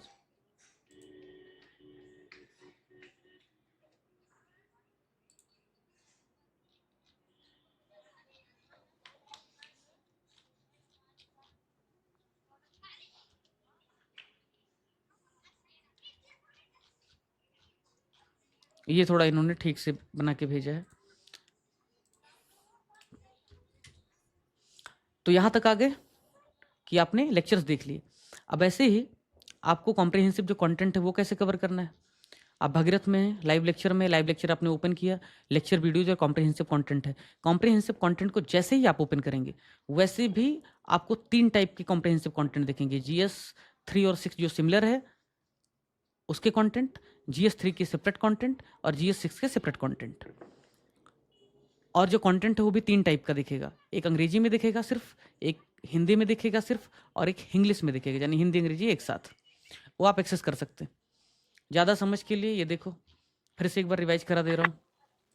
ये भगीरथ प्लस है, आपने इसको ओपन किया। जैसे ही ओपन करेंगे आपको डेमो वीडियो, यहाँ पे कंटेंट में जाएंगे, demo videos, lectures, live lecture, live lecture को ओपन करना है। लाइव लेक्चर को जैसे आप ओपन करेंगे, लेक्चर वीडियोज कॉम्प्रिहेंसिव कंटेंट आएगा। आपको लेक्चर वीडियोज़ को क्लिक करना है। उसमें 3 टाइप के लेक्चर वीडियोज़ हैं। एक जो GS3 और 6 में सिमिलर जो 30% टॉपिक हैं वो, GS3 के बचे हुए 60 टॉपिक वो, और GS6 के बाकी जो बचे हुए टॉपिक हैं वो। पहले इसको कवर करना है, फिर इसको करना है, फिर इसको करना है। 1 हफ्ते से ज़्यादा लगेगा नहीं इसको करने में। जैसे आपने ये किया, जो सिमिलर वीडियोज़ हैं GS3 और 6 के, जैसे आपने किया वैसे ही देखो। Lecture 1, component of government budgets and finance management, financial management, 2 घंटे 4 मिनट का वीडियो। इसमें लाइव आंसर राइटिंग भी है, इसमें डिस्कशन भी है, इसमें पूरा लेक्चर भी है। सीरियल वाइज है, पहले आपका कंटेंट पे लेक्चर होता है, फिर लाइव आंसर राइटिंग होती है, फिर उस पर डिस्कशन होता है, आपके सवाल लिए जाते हैं। लेक्चर 2 है 1 घंटे 34 मिनट, 1 घंटे 30 मिनट, 1 घंटे 53 मिनट। ऐसे लेक्चर 5 है एनवायरमेंट पोल्यूशन वगैरह का। ठीक है, ऐसे ही ये सब है, सारे लेक्चर हैं। ठीक, और इनके कंटेंट जो हैं वो आप कॉम्प्रिहेंसिव कंटेंट से जाकर के उसमें एक्सेस कर सकते हैं। सेम 3 फोल्डर आपको वहाँ भी मिलेंगे। ठीक है मित्र। और बाकी जिन लोगों को अपनी कॉपी देखनी है कि भाई जब उनका टेस्ट हुआ था सेक्शनल या फुल लेंथ, वो कॉपी कहाँ है, तो लाइव टेस्ट एवेल्यूएशन में जाओ। यहाँ पे फैकल्टीज अलग अलग हैं, तो आपको पता होगा किस फैकल्टी में आपका। अच्छा, पहले तो सेक्शनल टेस्ट है, तो सेक्शनल टेस्ट 1 है, सेक्शनल टेस्ट 2 है, सेक्शनल टेस्ट 3 है, फुल लेंथ टेस्ट 1 है। इस तरीके से बना हुआ है फोल्डर। सेक्शनल टेस्ट 1 में आप जाएंगे तो जिन जिन फैकल्टी ने कॉपी चेक की है उनके नाम है, रजत सर हैं, स्नेहल मैडम है, या मान लो शुभम है, कीर्ति है, या और बाकी जो फैकल्टी जिन्होंने कॉपी चेक किया, अरुण सर हैं, ये सब लोग हैं। तो उनके नाम हैं, जिनके भी लिस्ट में आपका नाम रहा होगा, आपको पता ही होगा आपने इवैल्यूएशन कराया है, उनका नाम क्लिक करना है। वीडियोज आपको दिख जाएंगे और आपकी कॉपी भी वहाँ अपलोड है, वो भी आपको दिख जाएगा। आजकल तो रैंकिंग भी दे रहे हैं। एक बात जो मुझे बताना था कि भाई जब कहा था कि भगीरथ प्लस वालों को इंद्रधनुष फ्री में मिलेगा, जब बोला था तो इंद्रधनुष फ्री में मिल रहा है। जैसे ही आप भगीरथ प्लस में जाओगे और कंटेंट में जाओगे, भगीरथ प्लस के कंटेंट में जाते ही आपको पहले दिखेगा डेमो, दूसरा लाइव लेक्चर, तीसरा टेस्ट का इवैल्यूएशन, और चौथा ये देखिए आप, ये इंद्रधनुष है। चूंकि इंद्रधनुष में भी मेंस चल रहा है 80% अभी, और प्रीलिम चल रहा है 20%। क्यों? क्योंकि मैं चाहता हूं कि कॉम्प्रिहेंसिवली उनका भी मेंस कवर हो जाए। मई के बाद में कंप्लीटली प्रीलिम पे हम स्विच कर जाएंगे और बेसिक लेक्चर पे कुछ स्विच कर जाएंगे। नहीं तो पता चलेगा खाली प्रीलिम पढ़ाएंगे, जिंदगी में कभी मेंस पढ़ेंगे नहीं, फिर अगली बार जब उनका बेचारों का प्रीलिम होगा तो भी मेंस फेल कर जाएंगे। तो वहां पे क्या कर रहे हैं, 3 टेस्ट करवा चुके, 50 MCQ जो भी करंट अफेयर का दिया है वो भी अपलोड कर दिया है, तो वहां से एक्सेस कर लें। तो ये मत कहना कि इंद्रधनुष नहीं है हमारे पास, आपके ही भगीरथ प्लस में इंद्रधनुष है। ठीक है मित्र। ऐसे में देखिए 12 वीडियो अपलोडेड है यहाँ पे, लास्ट के 2 वीडियो शायद अपलोड नहीं हो पाए, लेकिन 12 वीडियो यहाँ पे अपलोडेड है। ठीक। तो इस तरीके से जो भगीरथ प्लस के बच्चे हैं जिन्होंने अभी ज्वाइन किया है हाल फिलहाल में, वो सब कुछ क्या कर सकते हैं, कवर कर सकते हैं। ठीक। तो पहला हिस्सा वो था जो बैलेंस करना था, किस तरीके से पढ़ना है आने वाले दिनों में। 40 दिन में तुम्हारा खत्म होना चाहिए सिलेबस, अगर आप नए हो तो। पुराने हो तो आपके 2 पेपर खत्म हो चुके हैं, ऐसे भी काफ़ी हद तक कंट्रोल में है। अब GS1 खत्म करेंगे बड़े फास्टर मोड में, और उसके बाद में GS2, फिर GS4। ऐसा होते ही अपना लगभग सिलेबस खत्म हो जाएगा। GS5 का पैरेलल काम क्वेश्चन आंसर चल रहा है। ठीक है। टेस्ट वगैरह भगीरथ में सारे हो ही रहे हैं। अब आपने किसी में से सवाल पूछा था कि क्या भगीरथ वालों को भी 40 दिन का टाइम टेबल मिलेगा? अगर आपने अभी ज्वाइन किया है तो मिल जाएगा, पुराने हो तो फिर ऑलरेडी 2 पेपर कवर हो चुका है और ऐसे कवर हो चुका है, क्यों देना है उसके लिए? भगीरथ वालों को दूसरी जगह टेस्ट लेना पड़ेगा क्या? तो भाई भगीरथ वालों को मैंने पहले भी बोला है, चूँकि मैं यार कोर्स वोर्स बेचने में यकीन नहीं रखता, इसलिए मुझे ये सवाल करोगे तो बड़ा कॉन्फ्लिक्ट ऑफ इंटरेस्ट होगा कि मैं बोलूँ क्या, जवाब क्या दूँ। लेकिन अगर जवाब चाहते भी हो तो भगीरथ प्लस में जितने टेस्ट दे रहे हैं ना, और जिस क्वालिटी के दे रहे हैं, sectional test, full length test, उस क्वालिटी का मार्केट में 20,000 में भी नहीं अवेलेबल है। फालतू कचरा दे रहे हैं और ऐसे तैसे इवैल्यूएशन करवा रहे हैं। उतना टेस्ट कर लेना है, उस तरीके से कंटेंट को पढ़ लेना है, लर्न कर लेना है, वो लर्निंग पर्पज के लिए इस्तेमाल करना है। आंसर राइटिंग जो डेली लाइव आंसर राइटिंग है, जैसे मान लो अब तक कितने हो गए, 8 + 12 और प्लस उधर 8, 7, 8, तो कुछ 20, 8, 28, 28, 29 लेक्चर हो चुके हैं। 28, 29 लेक्चर में रोज 2 क्वेश्चन, 1 से 2 क्वेश्चन दिया जाता है। तो उस हिसाब से देखा जाए तो कम से कम 30-40 सवाल तो अब तक दे चुके हैं हम लाइव आंसर राइटिंग में। सेक्शनल टेस्ट आपके 5-6 करवा चुके हैं, फुल लेंथ टेस्ट करवा चुके हैं। इतने सारे क्वेश्चन हो गए हैं, उसका तो प्रिपरेशन कर लो, उसको तो ठीक से कर लो। और फिर लगता है अगर तुम्हें कि तुम्हें प्रैक्टिस की ज़रूरत है, जो पड़ेगी। प्रैक्टिस की ज़रूरत कब पड़ेगी? जब सिलेबस कंट्रोल में हो जाएगा। तो सिलेबस जब कंट्रोल में हो जाए, कम से कम मार्च के महीने में जब आप ठीक ठाक कवर कर ले जाएँ 3 पेपर, उसके बाद 3-4 पेपर, मार्च के महीने तक 4 पेपर लगभग कवर हो जाएगा। 2 पेपर हो गया, 1 हफ्ते में GS1 खत्म हो जाएगा, 1 हफ्ते में 8-10 दिन में, उसके बाद में 8 से 10 दिन में GS2 कवर हो जाएगा। तो ये मान के चलो मार्च के महीने में GS1, GS2, GS3 और GS6 ये 4 पेपर हो गए। उसके बाद सिर्फ एथिक्स बचेगा और GS5 तो पैरेलल चल रहा है, आपके सारे GS कंप्लीट हो गए। ऐसे तो चल ही रहा है पैरेलल में। फिर आप अग्नि परीक्षा में जा करके वहाँ पे 23 टेस्ट हैं, 23 टेस्ट हैं, उसकी प्रैक्टिस कर लो, उसका एवल्यूशन करवा लो, क्योंकि उसका जो आप चाहो तो अग्नि परीक्षा पहले ले सकते हो, क्योंकि फ्लेक्सिबल शेड्यूल है। ऐसा नहीं कि आज टेस्ट है और आज कल आपने नहीं लिखा तो इवेल्यूएट नहीं होगा या ऐसा कुछ होगा। ये काम तो भागीरथ में भी नहीं करते हैं, क्योंकि अगर कल तक मान लो सबमिट करना है और आप सबमिट नहीं कर पाए तो उस समय इवेल्यूएट नहीं होगा, लेकिन 4 दिन, 5 दिन बाद, 8 दिन बाद फिर से विंडो खुलता है, फिर से कॉपी मंगाया जाता है, फिर से इवेल्यूएट होता है। और ऐसा इसलिए ताकि ऑर्गेनाइज तरीके से काम हो सके, नहीं तो पता लगेगा कि रोज़ आप कॉपी सबमिट कर रहे हो, फिर 3-4 फैकल्टी बैच करके रोज़ एक-एक कॉपी चेक कर रहे हैं, और लाइव इवैल्यूएशन में कितनी समस्या होती है। अग्नि परीक्षा में एक काम और किया है। अग्नि परीक्षा में ऐसा किया है कि भाई आप आज सब्सक्राइब करते हो, टेस्ट है, आप नहीं लिख पाते, कोई बात नहीं, आप जब चाहो एग्जाम तक कभी लिखो, मेंस के पहले कभी भी आप लिख सकते हो। आप अगर आपको चाहिए कि मान लो इवैल्यूएशन आपको हैंड रिटन मैनुअल चाहिए, मैनुअल मिल जाएगा, लाइव चाहिए, लाइव मिल जाएगा। एक बच्चे ने सजेशन दिया था, उसको एक्सेप्ट कर लिया। हाइब्रिड मोड रहेगा, जिस भी तरीके से, चूँकि वर्किंग लोग हैं, कैसे भी लोग हैं, लाइव नहीं आ पाते, तो जो लोग लाइव नहीं आ पाते हैं उनका इवैल्यूएशन अगर हैंड रिटन होना चाहिए तो वो भी मिल जाएगा आपको, वो भी सहूलियत आपके लिए। ठीक है, हमारी तो और श्रम और साधन बचेगा। ठीक है। हाँ, तो जिन लोगों ने बताया ना, पहली ही मेरी ओपनिंग लाइन थी कि जिन्होंने ज्वाइन तो कर लिया था भगीरथ प्लस जनवरी में, लेकिन उनको पता ही नहीं था कि प्रीलिम होगा कि नहीं होगा, लेकिन अब हो गया है। तो उन्होंने कुछ तो लेक्चर देखे होंगे, और नहीं देखे हैं तो उठो, हफ्ते भर में पूरा बैकलॉग खत्म करो वीडियोज का, फिर कंटेंट रिवाइज करना शुरू करो, और जो अभी चल रहा है उसको साथ साथ तैयार करते रहो, तो तुम पिछड़ोगे नहीं। इंद्रधनुष के लिए अलग से बात करेंगे, सेपरेट बात करेंगे, अभी बात सिर्फ हो रही है मेंस की। ठीक है। इंद्रधनुष में प्रीलिम और मेंस दोनों है, मैंने कहा था 1-2 दिन में सेशन करेंगे, हो सकता है कल सैटरडे कल ही उनसे बात करें। तो मेंस के बारे में जो स्ट्रेटजी यहाँ पे है वही स्ट्रेटजी वहाँ पे भी रहेगी, क्योंकि इंद्रधनुष के लोगों को भी मेंस खत्म करना है मई तक। तुम चाहो ना चाहो, मैं जानता हूँ ना कि दवा कड़वी होती है, तो मैं चाहता तो प्रीलिम में क्या ही लगता है भाई, कंटेंट देता रहता, टेस्ट देता रहता, लेकिन देख लो जैसे करना है। लेकिन 20% प्रीलिम पढ़वा रहा हूँ अभी, 80% मेंस पढ़वा रहा हूँ। मई तक तुमसे हम जबरदस्ती 80% मेंस पढ़वाएंगे, और मई तक तुम्हें मेंस पूरा खत्म करवा देंगे, जैसे भागीरथ का खत्म होगा। कम से कम तुम ये कह पाओगे कि मैंने मेंस पढ़ लिया है, मेरा सिलेबस खत्म हो गया है, मैंने टेस्ट लिख लिया है, मेरा कंटेंट हो गया है। उसके बाद प्रीलिम खेलते रहो, 50% प्रीलिम पढ़ो, 50% मेन पढ़ो, क्या दिक्कत है? बाद में सिर्फ प्रीलिम पूरा पढ़ो।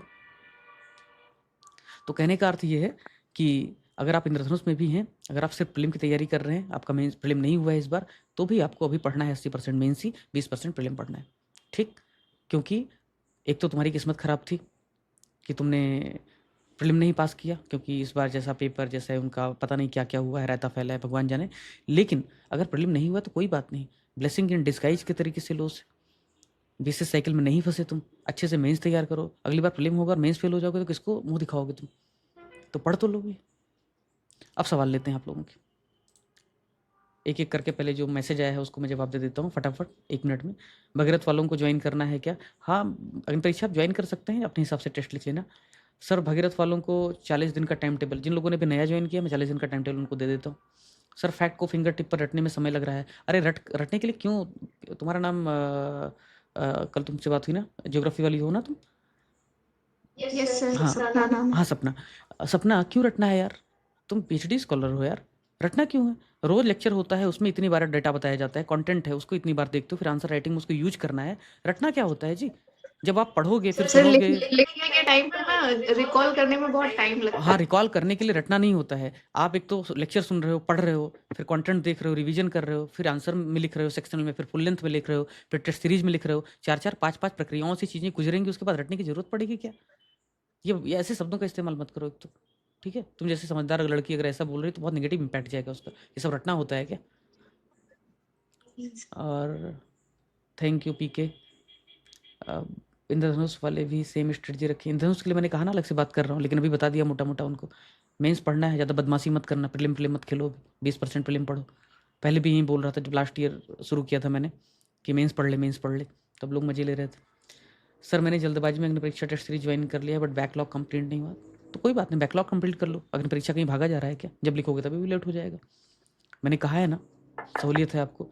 सर मैंने ज्वाइन तो जनवरी में किया, पर अब रिजल्ट के लिए श्योर नहीं था, इसलिए कुछ क्लासेस ख़त्म करो। बैकलॉग यार 1 हफ्ते में ख़त्म करो। Thank you Amit. Sir ethics के कंटेंट खुद से पढ़ें या वेट करें बैच में स्टार्ट होने का? एथिक्स तुमको इस तरह से पढ़ाएंगे, मतलब एक घमंड नहीं कह रहा हूँ, क्योंकि कुछ लोगों ने एथिक्स पढ़ाया है जो 2-2 महीने पढ़ाया है, तो 2-2 महीने एथिक्स पढ़ाने में ऑफकोर्स एक समझ अलग लेवल पर डेवलप होती है। लेकिन शॉर्ट और लिमिटेड टाइम में जिस तरीके से आपको एथिक्स पढ़ाया जाएगा, संभवतः वो कहीं नहीं अवेलेबल होगा। टू द पॉइंट, सधा हुआ, शानदार, तनाव मतलब कंटेंट भी शानदार होगा। हाँ कर लो रश्मि। राजकुमार सर मेरा भगीरथ प्लस लिया है तो मैं अग्नि परीक्षा कैसे access? Agni Pariksha and Bhagirath is different thing, you have to access separately. Comprehensive content से नोट्स कैसे बनाएं? क्यों नोट्स बनाना है? हाईलाइटर नहीं तुम्हारे पास क्या? वहीं पे लिख नहीं सकते हो क्या? इतना स्पेस होता है उसमें। यज्ञ सर आंसर राइटिंग में ये टेम्पलेट अप्रोच के बारे में थोड़ी बात कीजिए प्लीज़, इसको लेके काफ़ी फोमो है पॉइंट जनरेट करने में। भैया लाइव आंसर राइटिंग अटेंड करो। रोज़ ही जब कंटेंट पढ़ा लेता हूँ उसके बाद में जब आंसर राइटिंग करवाता हूँ सेशन के बाद में, तो उसमें बताता हूँ कि इसमें पॉइंट कैसे जनरेट करना है, स्टेक होल्डर अप्रोच क्या है, किस तरीके से आप पॉइंट जनरेट कर सकते हैं अलग अलग स्टेक होल्डर को ध्यान में रखते हुए। सब कुछ यार रेडीमेड नहीं मिलता है, त्याग करना पड़ता है उसके लिए। आओगे नहीं सेशन में, देखोगे नहीं कंटेंट को, वीडियोज़ को देखोगे नहीं, 15 मिनट देखोगे सो जाओगे, ऐसे नहीं चलता है। मत करो, त्याग करना पड़ता है। कुछ भी ऐसे नहीं मिलता, ग्रांटेड नहीं मिलता है, ठीक है? मुझे कंटेंट पे काम करना था, काम करके अपलोड करना था, आप लोगों के लेक्चर रिकॉर्ड करने थे, पर मुझे लगा कि अगर आज सेशन नहीं ले रहा हूँ, रिकॉर्डिंग डाल रहा हूँ, तो कम से कम तुमसे बात कर लूँ, ताकि ऐसा ना हो कि मेरे 1 दिन लेट होने की वजह से तुम 1 दिन लेट हो जाओ। मैं 1 दिन लेट करता और पता चलेगा तुम बैठे रहोगे, कुछ देखोगे नहीं, फिर कल को बोलोगे सर बैकलॉग कैसे कवर करना है, आपने कहा था बताया नहीं। तो कम से कम मेरी वजह से तुमको लेट नहीं होना चाहिए।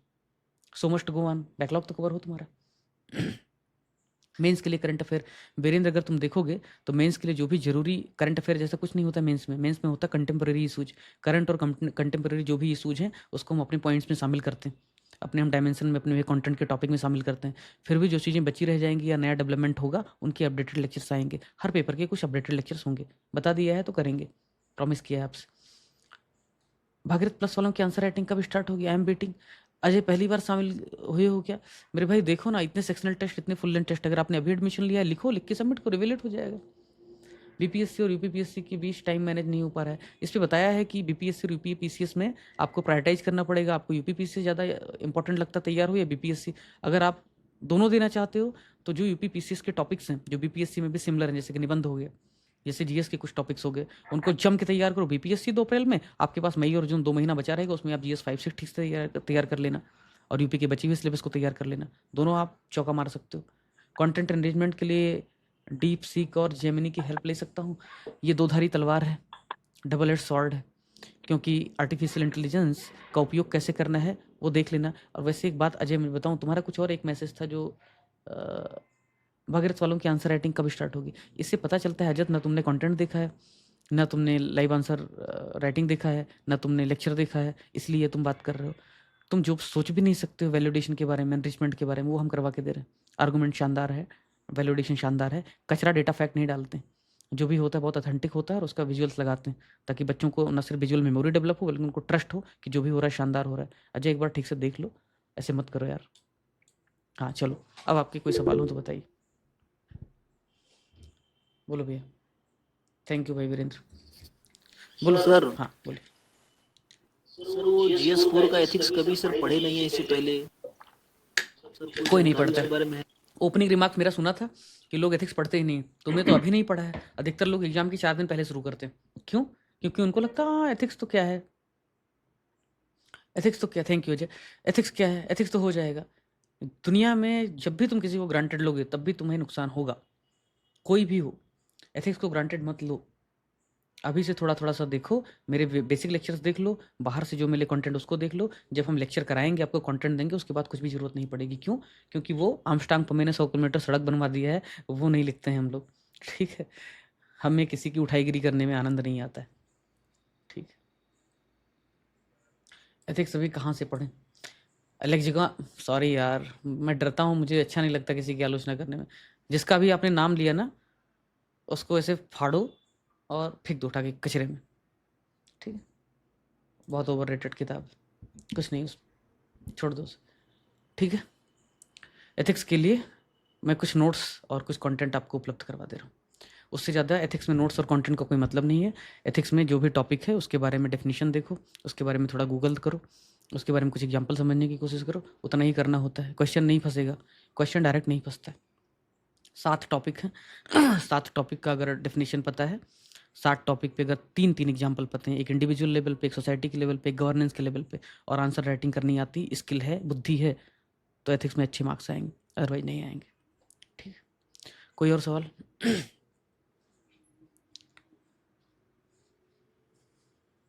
कर देंगे भाई। सर लास्ट में सर क्वेश्चन था सर, जो आप PDF है कंटेंट का, उसमें जो लिंक प्रोवाइड करा रहे हैं सर, उसमें मोबाइल में अगर खोल रहे हैं ना, दोबारा जब बैक आ रहे हैं तो फिर से शुरू से खुल जा रहा है। यार उस दिन करके दिखाया था मैंने भाई कि खुलता तो है, मोबाइल में नहीं खुलता है, ऐसा कह रहे हो? यस सर, मोबाइल में। तो मोबाइल में उस लिंक को कॉपी करो, टैप करके कॉपी करो, नया विंडो खोलो, वहां पेस्ट करके खोलो, वहां ओपन करो। काहे को बैक करना है? क्यों बैक करना है? लिंक दबाया, कॉपी किया, नया विंडो खोला, वहां पढ़ा, फिर से इस विंडो पे आ गए। ठीक है, टैब पे आ गए, मतलब कर सकते हो भाई, ठीक है सर। उसमें क्या है। सर मेरे टैब में पता नहीं ये कॉपी नहीं होता लिंक। मैं पहले भी बताया था सर, सुमित बोल रहा हूँ। सामने दिखाया था तो पता तुमको, नहीं क्या प्रॉब्लम है। सबको भाई, आईपैड वाले बहुत सारे बच्चे हैं, सबका ओपन होता है, सबका एक्स होता है। कैचे वगैरह क्लियर कर लो, दिखा लो किसी एक्सपर्ट को क्यों नहीं ओपन होता है, या किसी ने टोना टोटका कर दिया होगा हमारे तुम्हारे बीच में, दिखवा लो। नहीं चाहता होगा कि तुम हमसे जुड़ो, दिखवा लो। ठीक है, पता नहीं सर, सरकारी टैब है। फिर तो अच्छा होना चाहिए ना।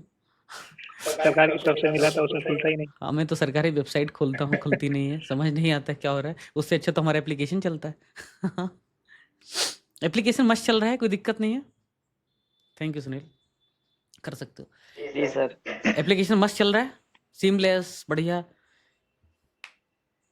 टेक टीम वालों को कभी फ़ोन करके उनको जी सर, बढ़िया चल रहा परेशान है करते हैं। इतना भी किसी बच्चे का कंप्लेन आता है तो तुरंत उनको फ़ोन करते हैं। 18 लोग काम कर रहे हैं, उनके पास और भी लोग हैं जिनको हेल्प दे रहे हैं, हमें भी वो हेल्प दे रहे हैं, हेल्प कर रहे हैं। लेकिन वो 18 में से हम किसी को भी फ़ोन करते हैं, इरिटेट होते होंगे थोड़े से, लेकिन करते हैं हेल्प, अच्छे लोग। तो उनका भी थैंक यू। ऑफकोर्स बड़ा हिस्सा जाता है उनको, 6% के आसपास लेते हैं, बट ठीक है, अच्छा कर रहे हैं। हेलो सर, एक निवेदन और है सर कि रजत सर का जो सेकंड वाला वीडियो था वो अभी नहीं 12 चल जी रहा है। अरे यार उसको लेकर के बहुत झगड़े हुए हैं टेक टीम के साथ। 12 जीबी का वो वीडियो था। रजत को 100 बार बोला है भाई तू 3-3 4-4 घंटे के ब्रेक लेकर के रिकॉर्ड कर, लेकिन वो शुरुआत में था, उसको पता नहीं था बेचारे को, उसने एक साथ पूरा रिकॉर्ड किया और 12 जीबी का वीडियो है। अब वो ट्रांसकोडिंग इन प्रोसेस बार बार दिखा रहा है। अब उसका कुछ हो नहीं पा रहा है, समझ नहीं आ रहा है क्या करूं। सोच रहा हूँ उसको 2-3 हिस्सों में अपलोड करवाएं, क्या करते हैं? उसको कट करके 2-2 घंटे के सृष्टि क्लास में हो क्या आप मैडम? सर मैं कुछ सृष्टि क्लास में हो क्या? नहीं हो, ठीक है मैं करवाता हूँ। बोलो भैया, बोलो राहुल जी। सर जब जैसे आपने टेक टीम को भी पैसे दिए ही होंगे, तो जब हम एप्लीकेशन को ओपन करते हैं ना, आगे उसमें फर्स्ट क्लिक सेकंड क्लिक पे हम कोई भी लाइव लेक्चर पे गए, कंटेंट को ओपन किया, और जब मैं बैक करता हूँ ना तो डायरेक्ट एकदम बाहर आ जाता हूँ। नहीं यार, ये प्रॉब्लम उन्होंने भाई ने बोला था, क्या नाम iPad में आ रहा है, ये प्रॉब्लम भाई राहुल, लाइव ये प्रॉब्लम एक अपने स्टूडेंट ने बोला था, इसको तो सॉल्व करवाया था। ये प्रॉब्लम सबको है क्या अभी? iPad में पहले दिन से आ रहा है, अभी भी आ रहा है, प्रॉब्लम या अभी फिर है क्या? अपडेट किया एप्लीकेशन आपने? अच्छा एक बार अपडेट कर लेता ये हूँ। प्रॉब्लम है और किसी को? एक बार मैं ही चेक, मैंने अपडेट अभी तक एक भी बार नहीं किया, एक बार अपडेट कर ये लेता सुनील हूँ। को नहीं होता, एक मिनट मैं ही कर लेता हूँ। नहीं सर, हाँ बोलो राहुल, कैसे बता रहे थे आप, कैसे करते हो? देख ही लेते हैं। सर ये ऐप में ऑप्शन आता है बैक में जाने का, ये शायद जो डिवाइस है उससे बैक जा रहा है, इसलिए वो पूरा बैक हाँ चला वही जा रहा है। प्रॉब्लम होगा। बताओ भाई कैसे करना है, तुम बताओ। चलो पीके, जी सर, कोर्सेज पे क्लिक किया, एक मिनट, नहीं ये बता रहे थे ना सोल्यूशन। भाई बताओ कैसे करते हो आप? और सर जैसे ऐप में ऊपर बैक जाने का ऑप्शन आता है, उसको आप क्लिक करोगे तो आप डिवाइस मतलब उसी पास में ही रहोगे, फुल बैक नहीं देखो जाओगे। भैया, ये शायद डिवाइस से नीचे से ये देखो क्लिक किया, कंटेंट पे आया, ठीक है। सर मैं आईपैड वाले बता रहा हूँ आपको दिक्कत। आईपैड, किसी के पास आईपैड है और दिक्कत नहीं आ रही हो तो बताओ इनको थोड़ा। मेरे पास आईपैड नहीं है भाई, पैसे नहीं है मेरे पास इतने। नहीं सर, मैं मतलब विद रिस्पेक्ट मैं ऐसा नहीं बोल रहा हूँ। बताओ कोई इनको, ऐसा नहीं है, प्रॉब्लम सॉल्व हो चुका है भाई राहुल। नहीं लाइव अभी आ रहा है सर, अभी स्क्रीन शेयर होता, अगर वो दिखता तो मैं दिखाता। नहीं, एक बार अपडेट कर लेता हूँ। एक बार अपडेट कर लो, और अपडेट करने के बाद भी नहीं होता है तो उसका स्क्रीन रिकॉर्ड तो होगा नहीं, किसी दूसरे फोन से उसकी विजुअल रिकॉर्ड करो, मुझे भेजियो, मैं अभी रात में ही टेक टीम को भेजता हूँ। बिल्कुल ऐसा नहीं होना चाहिए, ठीक है, डोंट वरी। तुम्हारी कोई भी एप्लीकेशन को लेकर के क्वेरी हो, इमीडिएटली बोलो, 24/7 बोलो, I am always available for you, ठीक है, करवाएंगे, ठीक। और बोलो कुछ। सर हिंदी का जो कंटेंट आप कहते हो जो खुद से पढ़ना है तो चलवा दीजिएगा सर कंटेंट। कोई भी मार्केट में पीवाईक्यू मिल रहा है उठाओ, और ऑब्जेक्टिव जो पोर्शन है उसको खत्म कर दो, विलोम है और बाकी सब जी जो वो कुछ तो ले लिया है। बस खत्म करो। आप जो कह रहे थे जो अरे बाबा, वो जो तुम पीवाईक्यू खत्म करोगे उसी में से जो इंपॉर्टेंट पीवाईक्यू होगा वो मैं आपको दे रहा हूँ, ठीक है, टाइप करने के लिए भेज रहा हूँ, ओके सर। टाइप करने के लिए भेजा हुआ है, ठीक है, क्योंकि वो किताब से उठाया है तो टाइप करवाना पड़ेगा ना, ऐसे कैसे दे दे आपको, ठीक है। ठीक है। हाँ लेकिन पीवाईक्यू खत्म करो, फिर से कह रहा हूँ 50-60% क्वेश्चन सीधा पीवाईक्यू से आ रहा है। तुम अगर ऑब्जेक्टिव क्वेश्चन नहीं कर पाओगे तुम्हारे मार्क्स कम आएंगे। तुमने ऑब्जेक्टिव में औरों से अगर लीड लेने के लिए, कहाँ कह रहा हूँ मैं, लीड क्यों लेना है, औरों के बराबर लाना है ऑब्जेक्टिव जो क्वेश्चन है, जहाँ जहाँ सब्जेक्टिविटी है वहाँ मैं औरों से तुमको कम से कम 30% ज़्यादा मार्क्स दिलाऊंगा। जी सर, थैंक यू। हाँ लेकिन ऑब्जेक्टिव तैयार कर लो, ऑब्जेक्टिव तैयार कर जी लो, बिल्कुल। वो नहीं करोगे तो मैं कुछ नहीं कर पाऊंगा भाई, क्योंकि वहाँ कम, लगभग तैयार है, बस रिवीजन एक बार और क्योंकि वहाँ पे आप किसी से एज नहीं ले पाओगे ठीक से। क्या करोगे उसमें, ऐसा लगा जो है सो है, ठीक है। Okay sir. और कोई मित्र? सर एक डेप से रिलेटेड क्वेरी है सर, जैसे मैंने EWS अप्लाई किया हुआ है, तो सर वो लास्ट ईयर का लगेगा या फिर अभी करंट में बनाना पड़ेगा, EWS क्योंकि एग्जाम फॉर्म तो सर EWS के लिए बोल चुका हूँ मैं कि जिस जी। ये मेंस की बात कर रहे हो या प्रीलिम की बात कर रहे हो? सर मेंस के लिए बात कर रहा हूँ। ठीक है, मेंस का फॉर्म आप, प्रीलिम का फॉर्म आपने कब भरा था? प्रीलिम का फॉर्म आपने भरा होगा 2024 में, बरोबर? जी सर। 2024 के जनवरी में शायद फॉर्म भरा होगा, मेरा जब इंटरव्यू चल रहा था उसी जी समय सर, फॉर्म आया था। जनवरी में सर जी। तो जनवरी में अगर आपने फॉर्म भरा है 2024 के, मतलब वो फाइनेंशियल ईयर है 23-24 का, मतलब 23-24 फाइनेंशियल ईयर में फॉर्म भर रहे हो, मतलब 22-23 फाइनेंशियल ईयर की आपकी इनकम होनी चाहिए, उसका सर्टिफिकेट होना चाहिए आपके पास, यानी फाइनेंशियल ईयर 22-23 का ईडब्ल्यूएस का सर्टिफिकेट जो आपने 2023 या 24 में बनवाया होगा वही आपको सबमिट करना है जी यहाँ पे। Getting my point? ठीक है सर, ठीक है, बस यही हाँ, कंफ्यूजन था ये सर। है। अभी जो बनवा रहे हैं, क्योंकि अभी जो फॉर्म भर रहे हैं, उनको 23-24 फाइनेंशियल ईयर का चाहिए, क्योंकि 24-25 तो अभी चल ही ठीक रहा है है सर। फाइनेंशियल ईयर, उसमें कहाँ से क्या जी करोगे? जी जी। अभी कोई कह रहा है लैपटॉप में सपोर्ट नहीं करता, करता है ना, करता है ना भाई, करता है ना अनुपमा? हेलो हाँ बोलो। सर, मेंस में सर हम लोग 2023-24 वाला ही अप्लाई करेंगे एक ईडब्ल्यूएस। मिनट रश्मि, मैं इनको पहले क्वेरी सॉल्व कर दूं। जो ये अनुपमा आप कह रही हैं एप्लीकेशन लैपटॉप में नहीं खुल सकती, मैंने कोशिश की। एप्लीकेशन लैपटॉप के लिए विंडोज एप्लीकेशन काम करता है, विंडोज एप्लीकेशन का लिंक है, उसको ओपन कीजिए। अब बोलो रश्मि, ये देखो विंडोज एप्लीकेशन है, स्क्रीन शेयर कर दे रहा हूँ। नहीं, स्क्रीन शेयर करूंगा तो बंद हो जाएगा यार। ये देखो, फिर भी ट्राई करता हूँ। ये देखो, देखो बंद हो जाएगा ये तो। ये विंडोज का एप्लीकेशन है, दिख रहा है? ये क्लिक किया, ये क्लिक किया, yes sir. Content, live lectures, lecture videos. क्या भाई, ये तो स्क्रीन रिकॉर्डिंग सर देखिए क्या हो रहा है? अब हम स्टार्ट करते हैं फाइनली। नहीं दिख रहा है? सर देखने का अंग्रेजी हिंदी दोनों में कंपोनेंट है। स्क्रीन तो शेयर किया हुआ है मैंने, जहाँ पे गड़बड़ है वहाँ मैंने सब सुधारा है, तो तनाव मतलब। नहीं दिख रहा है? किसी को दिख रहा है? आपको दोनों भाषा में मिलने वाले हैं। किसी मित्र को दिख रहा है? घबराने की बात नहीं है। लेक्चर 1 जो है भैया, नहीं सर। सर दिख नहीं रहा। और जीएसटी, हाँ तो वो ब्लैक हाँ स्क्रीन। गुड, तो वो रेस्ट्रिक्शन की वजह से नहीं दिख रहा है, ठीक है? रेस्ट्रिक्शन की वजह से नहीं दिख रहा है, तो बाकी चल रहा है। ये विंडोज वाला एप्लीकेशन था, उसको डाउनलोड करो, मस्त चल रहा है, बड़ा सीमलेस चल रहा है विंडोज एप्लीकेशन। लैपटॉप में देखो। सर मेरे मैंने ब्लू स्टैक से किया था तो उस वजह से उसमें नहीं खुला। अरे तो कुछ नहीं Windows- करना है बाबा, विंडोज का एप्लीकेशन है, चैनल पे जाओ, किसी भी पिंड उसमें देखो, विंडोज फॉर पीसीज, डाउनलोड कर लो उसको, थोड़ा सा देख लो एक बार, हो जाएगा। बोलो अब क्या रश्मि आपका सवाल था, बोलिए मैडम। तो सर हम 2023-24 का इसे उसमें वो लगाएंगे ईडब्ल्यूएस मेंस में। मैडम मैंने कब कहा कि 2023-24 का लगाना है ईडब्ल्यूएस मेंस में?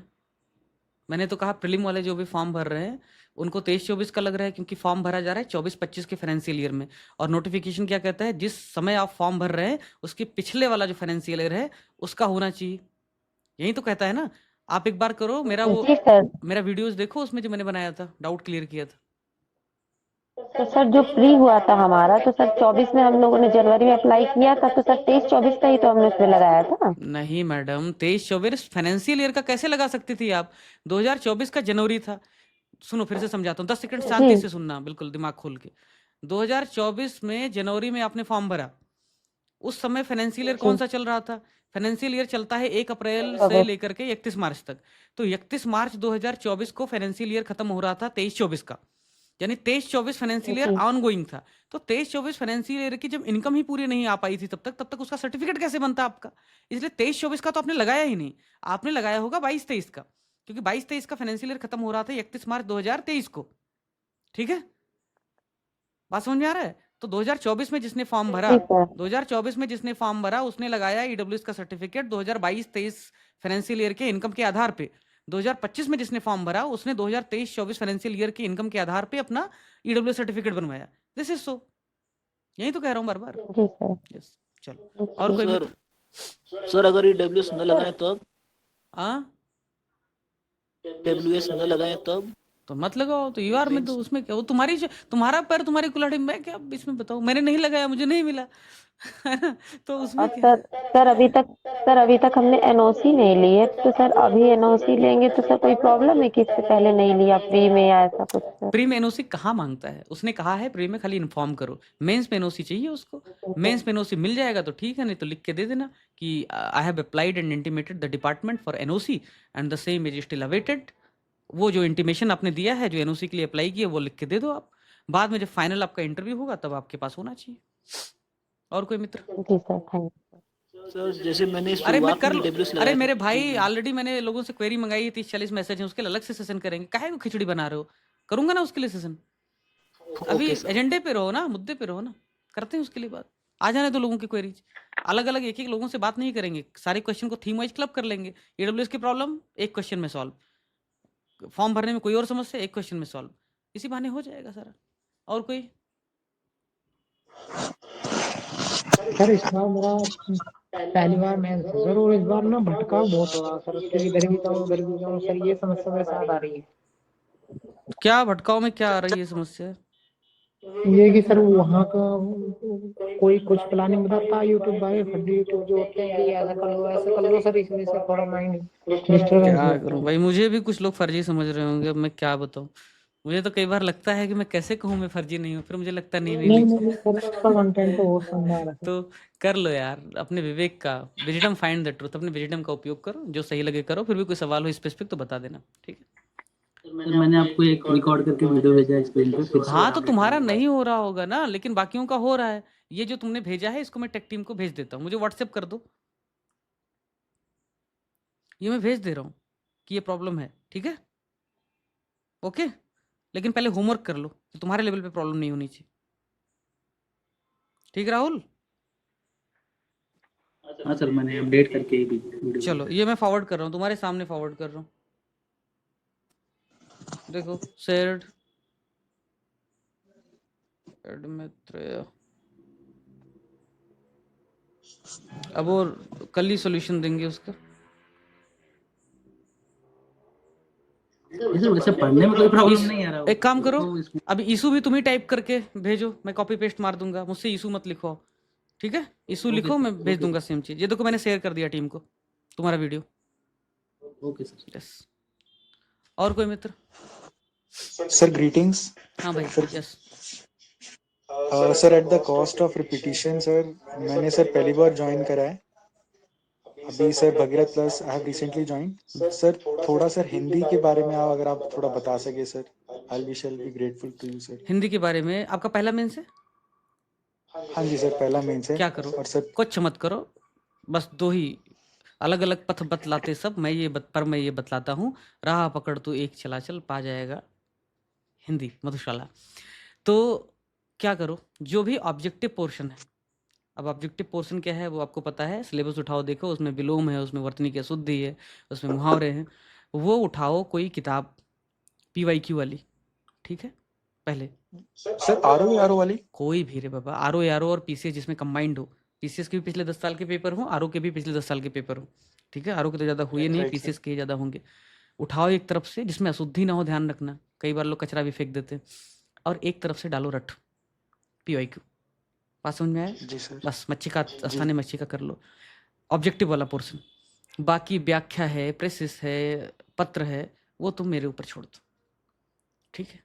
क्योंकि मुझे साहित्य आता राइट है, सर। मैं क्लर्क नहीं हूँ, मुझे साहित्य आता है, तो साहित्य आता है, मैं साहित्य सिखा दूंगा, वो मेरे ऊपर छोड़ दो। सब्जेक्टिव जहाँ जहाँ मेरे ऊपर छोड़ दो, ऑब्जेक्टिव जहाँ जहाँ रट डालो, ठीक है। क्योंकि मैं ऑब्जेक्टिव पोर्शन के लिए किसी किताब से उठाऊँ, उसको कॉपी करूँ, टाइप करवाऊँ, डिजाइन करवाऊँ, अरे भाई जब अवेलेबल है ऑलरेडी जो चीज़, उसको काहे को करने का, ये दिखाने का एडमित्र ने बनाया, एडमित्र ने काहे को बनाया, जो ऑलरेडी भाषा चली ही आ रही है हजारों साल से, सैकड़ों साल से, उसमें क्या मैं करूँगा। उठाओ PY की रट डालो, 70% तैयार हो जाएगा, 60-70% वैसे तुम्हारा 60-70% मतलब उस ऑब्जेक्टिव हिस्से का, 30% ऐसा होगा जो तुम्हें और पढ़ना पड़ेगा, ठीक है। और पत्र और ये सब क्या है यार, जो भी प्रेसिस है, व्याख्या है, वो मेरे ऊपर छोड़ दो। क्यों? क्योंकि वहाँ पे लगेगा दिमाग, वहाँ पे औरों से लेना है लीड। जहाँ खेल सकता हूँ वहीं खेलूंगा ना, हर जगह थोड़े खेल सकते हैं यार। एथिक्स में खेल सकते हैं, शट अप। एथिक्स में थोड़े एथिक्स में खेल सकते हैं, ऐसे में खेल सकते हैं, सब्जेक्टिव जहाँ है वहाँ वहाँ खेल सकते हैं, ठीक है। किसी के मजे मतलब, मैं फिर से कह रहा हूँ, ठीक है। मुझे बदनाम मत करो तुम लोग, मैंने कसम खाया मैं किसी की बुराई नहीं करूँगा, सब अच्छे हैं। हाँ thank you sir, thank you yes sir. भाई। सर ये शुद्धि वाला भी आप ही कराएंगे सर? हाँ जो शुद्धि सर, जो एक शुद्धि होता है ना, शुद्धि हाँ, शुद्धि मतलब, तो वो भी आप ही कराएंगे सर? नहीं वो ऑब्जेक्टिव है सब्जेक्टिव, चलो तुम्हें बताओ, ऑब्जेक्टिव है सब्जेक्टिव है? सर क्योंकि उसमें इंटरप्रिटेशन आएगी ना कि वाक्य क्या सही वाक्य है वाला उसमें, क्या करवा देंगे ना, जहाँ पे शब्द है उसकी, वो तो सब्जेक्टिव, वो तो ऑब्जेक्टिव है, वाक्य वाला करवा देंगे। लेकिन वाक्य वालों में भी पहले तुम्हें थोड़ी बहुत समझनी चाहिए ना, ग्रामर की थोड़ी बहुत समझ तो होनी चाहिए। अब जैसे उसने सवाल पूछ लिया कि अनेकों लोग वहां पर उपस्थित थे, पूछ लिया, मान लो, ठीक है। जी अब जी अनेकों लोग वहां पर उपस्थित थे, मेरे मित्र, मैं कितने भी तुमको एग्जाम्पल दे दूं, कितने भी प्रयोग कर लूं, लेकिन तुम्हारी भाषा जो 10-15 साल से डेवलप हुई है, 20 साल से, तुमको पता होना चाहिए कि अनेक अपने आप में प्लूरल है, अनेकों क्यों लिखा हुआ है, ठीक। तो उसके लिए मैं कितना पढ़ा दूंगा, फिर से कह रहा हूँ नहीं कर पाऊंगा। मैं तुमको इतना बता दूंगा कमी कहाँ पकड़नी, गलती कहाँ पकड़नी है। लेकिन अगर वो बोल दे कि मान लो कह दिया उसने कि उसने कह दिया कि सनसाइन ने उसको विनम्र श्रद्धांजलि दी या भावभीनी श्रद्धांजलि दी। अरे भाई, श्रद्धांजलि अपने आप में ही विनम्र है। श्रद्धा प्लस अंजलि, श्रद्धा का अंजलि दे रहे हैं, तो उसमें विनम्र लगाने की जरूरत नहीं, रिपीटेटिव है, क्यों कर रहे हो? तो ये अभी कितना पढ़ा दूंगा मैं तुमको, ऐसे हजारों है। वो तो उसको भी नहीं पता हो क्या पूछने जा रहा है। यहाँ पे PYQ काम नहीं आता है, यहाँ पे तो आपकी समझ काम आती। ठीक है, थैंक यू यस सर। भाई, यस। ऐसा ऐसे किसी के मजे मत लो। सनसाइन तुम्हें भी ऐसे लिख के रखा है, तुम भी आयरलैंड वाले हो क्या? प्रोजेक्ट हेल्प एवरीवन लिखा हुआ है, इसका मतलब अंग्रेज हो गए क्या? मजे, एक दूसरे के मजे मत लो, मजे लेने का हक सिर्फ मुझे है, ठीक है? तो आपस में मजे लोगे तो फिर अच्छा नहीं है, गृह युद्ध छिड़ जाएगा, ठीक है? चलो, तो सवाल हो गए सारे, कर लोगे ना? चलो ठीक है। सर हाँ बोलो, एक हफ्ते में सर बैकलॉग एक क्वेश्चन है, तुम्हारा। DF से ही है कि मतलब उसमें मेरे पास, मैं दरअसल अभी दिल्ली में हूँ और मेरे पास यहाँ डिग्री नहीं है सर। मैंने अभी क्या कहा था, जितने में मेंस के सवाल है हेलो। उसमें डिग्री का भी एक क्वेश्चन है, उसको क्लब करके बता दूंगा जवाब। अबे फॉर्म भरने का सेशन नहीं बनाओ इसको यार, उसके लिए अलग से सेशन करूंगा ना भाई, ठीक है? समझे? डिग्री नहीं तो प्रोविजनल लगा दो। UPSC प्रीलिम्स के। हेलो हाँ बोलो। हेलो, हाँ बोलो आकाश। नमस्कार सर। मैं ये बोल रहा तुमको हूँ, कॉल किया था, तुमने लास्ट उठाया टाइम नहीं? नहीं सर, किया था? नहीं सर, कॉल नहीं किया आपने। देखो अपना फोन चेक करो, मैंने कॉल किया है, टाइम बताता हूँ तुम्हें एग्जैक्ट।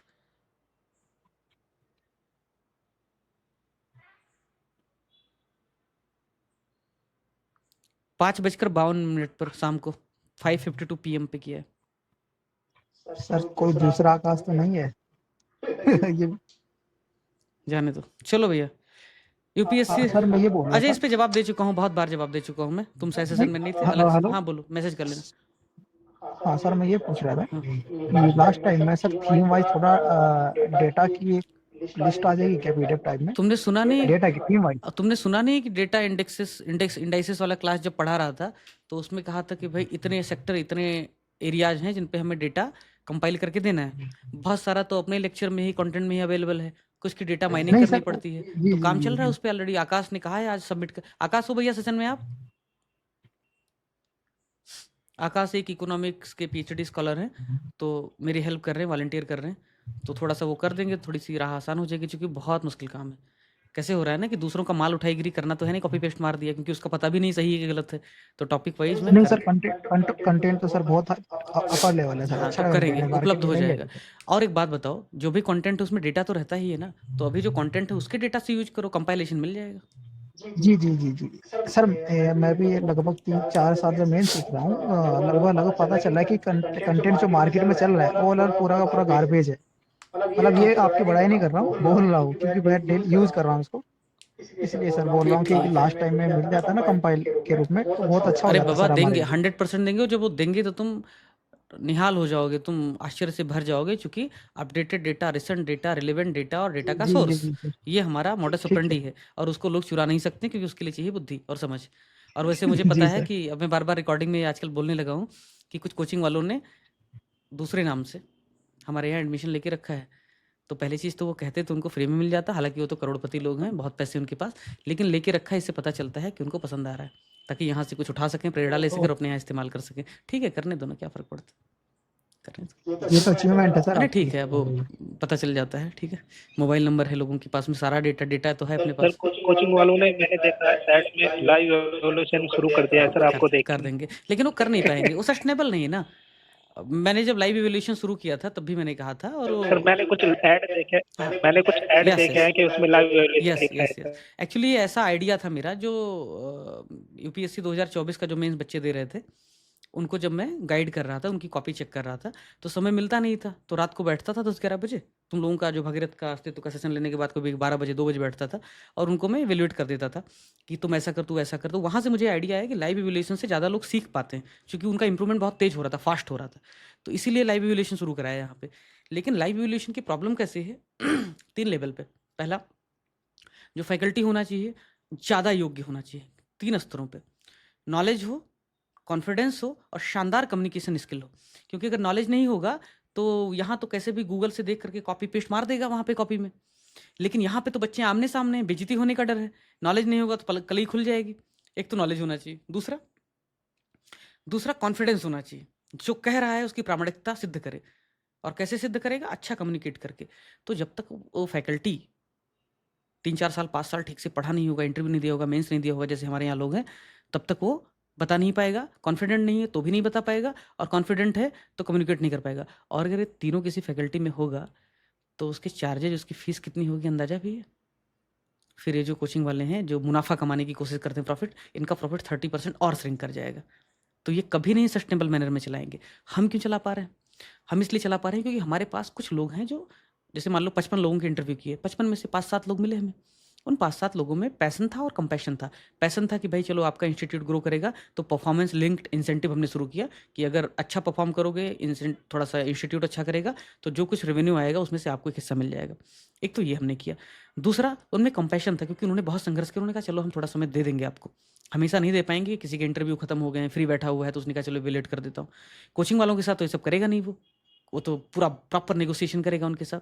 तो वो कितनी भी कोशिश कर लें वो कर नहीं पाएंगे। सस्ते लोगों के लेके आएंगे और ख़त्म हो जाएंगे, या उनकी इनपुट कॉस्ट बहुत ज़्यादा बढ़ जाएगी। जो अग्नि परीक्षा टेस्ट सीरीज जिसमें आप देख रहे हो इतनी कम कंट्रीब्यूशन में उपलब्ध करवा रहे हैं, अगर इतने फीचर किसी कोचिंग को देना हो ना, बर्बाद हो जाएंगे, वो नहीं करेंगे। तो कॉपी कर सकते हैं लेकिन उसको एग्जीक्यूट नहीं कर सकते, नहीं होगा। बोलो। और अगर कर भी ले गए तो इससे खूबसूरत बात क्या होगी कि जियो आया, जियो ने फ्री ढेर सारा डेटा दिया और इसकी वजह से एयरटेल की मोनोपोली खत्म हुई, बीएसएनएल की मोनोपोली खत्म हुई। ये तो अच्छी बात है ना। अंत में कंज्यूमर का फायदा हुआ ना, कस्टमर का फायदा हुआ ना। अंत में अगर मेरे किसी एक प्रयास से, हमारे किसी एक प्रयास से मार्केट में कोई डिस्ट्रप्शन आ रहा है, अंत में स्टूडेंट का फायदा हो रहा है ना, तो क्या फर्क पड़ता है? मेरी मोनोपोली थोड़ी है, कोई विचार मौलिक थोड़ी। मुझे भी तो ख्याल ऐसे आया ना, उसमें क्या है? बोलो भैया। सर जैसे 100 से कुछ ज्यादा भी बच्चे हो गए। हाँ, एक करके। अच्छा मैं बोल रहा हूँ आज। तो सर एक तो ये है कि मतलब मार्केट में कोई है कि नहीं बंदा जिसने मेंस दिया हो, ऐसा मतलब कोई पढ़ा ही नहीं रहा जिसने इंटरव्यू यूपीएससी का दिया हो। स्टेट पीसीएस का नहीं, यूपीएससी का। मतलब स्टेट पीसीएस में तो बहुत अंतर है। वो तो मतलब कहने दीजिए। नहीं ठीक है। अब नहीं, एक दिन मैंने बोल दिया था, थोड़ा सा मुझे दुख हुआ क्योंकि सृष्टि जो अपनी टीम मेंबर भी है और वो भी स्टूडेंट भी है, तो उसने कहा कि मुझे ऐसे नहीं बोलना चाहिए, क्योंकि मैंने ऐसे बोला था कि मैं यूपीपीएससी वालों को काम पे नहीं रखता हूँ। तो मेरा मतलब ये नहीं था कि मैं किसी का दिल दुखाता हूँ, बिल्कुल यार ऐसा नहीं हूँ। मैं बिल्कुल घमंडी आदमी नहीं हूँ, मैं बहुत विनम्र हूँ निजी जीवन में। मैंने ऐसा इसलिए बोला था कि अभी तो 2018 के बाद से यूपीपीसीएस में, चलो तो भी मेंस का सिलेबस जो है यूपीएससी के उसमें कर दिया, लेकिन यूपीपीसीएस में जो अधिकतर छात्र होते हैं, अधिकतर छात्र सिर्फ प्रीलिम पढ़ते हैं और मेंस भी बेचारे देते हैं। क्योंकि प्रीलिम में कंपटीशन बहुत ज़्यादा है, मेंस में पहुंचते हैं तो वैसे भी बहुत ज़्यादा कंपटीशन वहाँ बचता नहीं है। और मेंस में जब पहुंचते हैं तो हिंदी और निबंध का भी एक पेपर होता है। अभी तो उन्होंने GS 5-6 ऐड कर दिया, जैसे तैसे कर लेते हैं, क्वालिफाई कर जाते हैं, लेकिन उनका स्किल डेवलपमेंट नहीं हो पाता, कैपेसिटी बिल्डिंग नहीं हो पाती है। उन्हीं की हो पाती है जिनका बैकग्राउंड यूपीएससी में भी ठीक ठाक है और जिनकी समझ बहुत अच्छी है। यूपीपीसीएस में भी अच्छे स्टूडेंट हैं, यूपीपीसीएस में अच्छे स्टूडेंट नहीं है ऐसा नहीं है। यूपीएससी की तुलना में यूपीपीसीएस वालों के पास ज़्यादा मेहनत करते हैं, ज़्यादा अच्छा ब्रेन हो सकता है या बराबर हो सकता है। यूपीपीसीएस में स्टूडेंट अच्छे हैं। प्रॉब्लम दूसरा है कि अगर मैं यूपीएससी के 55 लोगों का इंटरव्यू किया जिन्होंने इंटरव्यू दिया हुआ था, तो मुझे पता है कि यूपीएससी का इंटरव्यू देने वाला व्यक्ति बिल्कुल अग्नि परीक्षा उसने दी होगी, जला होगा, तपा होगा, धतका होगा, तो मुझे 55 में से 5 निकालने में आसानी हुई। अगर मैं यूपीपीसीएस के बच्चों को मान लो लेना शुरू कर दूं, उनका इंटरव्यू करूं ताकि वो काम कर सके, तो मुझे 55 नहीं 5500 छाटना पड़ेगा, तब मैं 5 निकाल पाऊंगा। तो भाई इतना मेहनत कौन करेगा? यूपीपीसीएस में भी अच्छे लोग हैं लेकिन वो परसेंटेज कम हो जाता है क्योंकि वो प्रोसेस ऐसा है, प्रीलिम का नेचर ऐसा था, माहौल ऐसा है, गाइडेंस उनको खराब मिला है। यूपीपीसीएस के बच्चों का दोष नहीं है, they are good, they are great. मेरा उनके प्रति बहुत प्रेम है, इसीलिए मैं यहाँ पे काम कर रहा हूँ। नहीं यूपीएससी में निबंध और एथिक्स की बदौलत मैं चमक जाता। मैं फिर से कह रहा हूँ, मेरे पास एक यूएसपी थी कि निबंध और एथिक्स में मैंने अच्छा परफॉर्म ही नहीं किया था, बल्कि उस एरिया का मैं अभी नहीं, आने वाले समय में आप देखोगे कि जो मैं कह रहा हूँ कितना सही साबित होता है। उस एरिया में मैं अब भी बहुत शानदार कर सकता हूँ, और यूपीएससी में इसका बहुत मिसगाइडेंस है, इसकी बहुत ज़रूरत है, और वहाँ पे फीस भी बहुत मिलती है, मोटी फीस मिलती है। साउथ इंडिया से लेकर नॉर्थ इंडिया तक हर कोई इसको इस्तेमाल करता है, लेकिन उसके बावजूद यहाँ पे जहाँ ज़्यादा मुश्किल है, क्यों, गली गली मोहल्ले मोहल्ले में तो प्रीलिम चल रहा है, तो उसके बावजूद मैं भी यहाँ पे काम कर रहा हूँ। तो कारण क्या है, अगर कंपैशन नहीं होता तो मैं नहीं करता, क्योंकि मेरा बैकग्राउंड तो यूपीएससी वाला है, मुझे ज़्यादा वो लोग एक्सेप्ट करते। यहाँ तो लोग पूछते हैं बार बार। टेक टीम को मैंने मैसेज किया और इमीडिएटली उनका रिप्लाई आया है, क्या इशू आ रहा है, ठीक है, they are responding on real time, जल्दी मुझे मैसेज करो, मैं उनको बताता हूँ, प्रॉब्लम सॉल्व करवाता हूँ तुम्हारा। बोलो। अच्छा ये सर जैसे रुको, 100 दिन एक से मिनट, लगभग कुछ ज्यादा है रुकना भाई, जी। ऐसे प्रॉब्लम चलती रहती हैं, काम चलता रहता है, और फिर वो पूरा 24 घंटे। चलो भेज दिया उनको, ठीक है, they are working on it, मिल जाएगा राहुल जी, जो भी अपडेट होगा I will let you know. अब बोलो भैया, तो हाँ मैं ये कंप्लीट कर दूं, 10 सेकंड सर और, जैसे 10 सेकंड और लेता हूँ। तो जी यूपी पीसीएस के बच्चे बहुत अच्छे हैं, नुकसान हुआ, उनकी जवानी छीन ली, गुस्से में एक दो बार मैंने बोला अभी कि ये पाप के भागी हैं सारे लोग, उनकी जवानी छीन ली प्रीलिम पढ़ा करके। यूपी पीसीएस आयोग ने भी, जब मैंने शुरुआत किया था तो यूपी पीसीएस को पानी पी पी करके कोसता था मैं, कि क्या सिलेबस बनाया है, क्या पैटर्न बनाया है। यूपी पीसीएस ने भी ऐसा पैटर्न रखा, जी रट्टा मारो जिंदाबाद वाले लोग ऊपर जाते थे, और वो ब्यूरोक्रेसी में आते थे, फिर कैसे होते हैं, उनके भीतर न रेशनैलिटी थी ना उनके भीतर, मतलब सबकी बात नहीं कर रहा हूँ, पर दिक्कत थी वहाँ पे मार्केट में। तो कम से कम सिलेबस अच्छा होना चाहिए, पैटर्न अच्छा होना चाहिए, एग्जाम का तरीका अच्छा होना चाहिए, प्रोसेस फेयर होना चाहिए, ट्रांसपेरेंट होना चाहिए, तो आपको अच्छे ब्यूरोक्रेट मिलेंगे। नहीं तो समाज के जो कचरे लोग हैं, अगर वो आ गए ब्यूरोक्रेसी में, तो समाज और गंद फैलेगी और बहुत दिक्कत होगी। अच्छे स्टूडेंट एग्जाम नहीं पास कर पा रहे हैं, इसका नुकसान सिर्फ स्टूडेंट को नहीं होगा, इसका नुकसान सोसाइटी को ज़्यादा उठाना पड़ेगा। तो आयोग को इस बात को समझना चाहिए कि अगर अच्छे लोग एग्जाम के प्रोसेस से नहीं निकले तो समाज के अपराधी हैं, वो सिर्फ स्टूडेंट के अपराधी नहीं, उन्होंने सोसाइटी के खिलाफ अपराध किया। जो उत्तरदायित्व उनको दिया गया था उसको निभाने में फेल रहे हैं वो। ये सिर्फ कानूनी गलती नहीं है, ये सिर्फ नैतिक गलती नहीं है, बल्कि समाज के भी वो उतने ही जिम्मेदार हैं उसके प्रति। तो आयोग को इस बात को समझनी चाहिए। उन्होंने शायद प्रीलिम में थोड़ा बहुत फेरबदल किया। मुझे आनंद आता है कि पिछले 6 महीने से जो भी जैसे भी जिधर भी चिल्लाता हूँ वो थोड़ा सा उस तरफ काम हो रहा है। 150 से 200 बच्चे मेंस पास करेंगे, इंटरव्यू देंगे। 100 से 150 बच्चे फाइनल रिजल्ट लेके आएंगे, जितने अपने पास हैं मेंस में। 250 के आसपास बच्चे हैं जो मेंस दे रहे हैं इस बार अपने पास हैं। टोटल 750, 700, सवा 700 के आसपास शायद स्टूडेंट हैं भगीरथ प्लस में, उसमें से 250 के आसपास मेंस दे रहे हैं। उसमें से 100 से 150 के बीच में फाइनल रिजल्ट लाने की कोशिश है। अगर ये आंकड़ा थोड़ा सा आप लोग बढ़ा सको, किसी को रिकमेंड कर सको, तो 250 की तुलना में अगर 500 बच्चे मुझे मिल जाएंगे तो हो सकता है एडमित्री का झंडा 200 से 250 तक रहेगा, कि 200-250 लोग फाइनल सिलेक्शन लेंगे। 950-900 में अगर 200-250 बच्चे अपने होंगे तो इसका कितना बड़ा इंपैक्ट होगा। जो चाहेंगे वो करवाएंगे। पता चलेगा उन 250 के इतने इंटरव्यू करवाएंगे आयोग के बारे में कि आयोग को अपने पैटर्न को बदलने में मजबूर होना पड़ेगा। हिंदी माध्यम के लिए उनको काम करना पड़ेगा। तो थोड़ा सा आपकी हेल्प चाहिए। जो भी अच्छे स्टूडेंट हैं, आपको लगता है उनको हेल्प चाहिए, कंटेंट की हेल्प चाहिए, उनको गाइडेंस की हेल्प चाहिए, उनको लेके आओ। और फीस इतना मिनिमम है, मुझे लग रहा है कि इससे मिनिमम फीस कहाँ ही क्या ही कर दिया जाए। अब देख लो आप लोग, ठीक। अब पूछो सवाल, भारत भाग्य विधाता। सर जैसे 100 के आसपास दिन है, 105 110 दिन बचे हुए, और अभी मतलब जैसे आप जिस तरह से करा रहे हैं 3 और 6 जैसे हो चुका है, कुछ अभी आगे कराएंगे, तो क्या इसकी एक आउटलाइन मिल सकती है जिससे अपनी तैयारी जो हम खुद से पढ़ रहे थे उसको एक स्ट्रीमलाइन किया जा सके आपके मतलब कंटेंट और सबके हिसाब से? आपने शेड्यूल देखा? कोर्स मतलब बिल्कुल सिंक्रोनाइज होकर चल। शेड्यूल देखा? आज ही मैंने ज्वाइन किया है, तो मैंने जो लेक्चर्स थे वो देखे कि 3 और 6 आपने करा दिया है और कुछ एक पेपर और शुरू है। बरोबर देखो,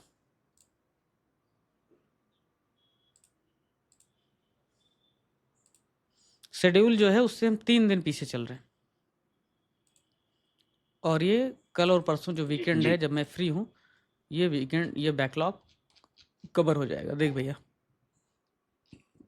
देखो 5 मार्च को खत्म हो रहा था क्या, ये GS6, ठीक है, ओके। 5 मार्च को खत्म हो रहा था। जी। अभी हम कहाँ हैं मित्र? अभी हमें नेचुरल रिसोर्स हो गया, पावर आज पढ़ाना था, पावर, इवॉल्वमेंट ऑफ पीपीपी और साइंस एंड टेक, ये 3 टॉपिक हैं। यानी कि 5 मार्च को खत्म होना था, ये 3 टॉपिक बचा है। आज रात ये टॉपिक अपलोड हो जाएगा।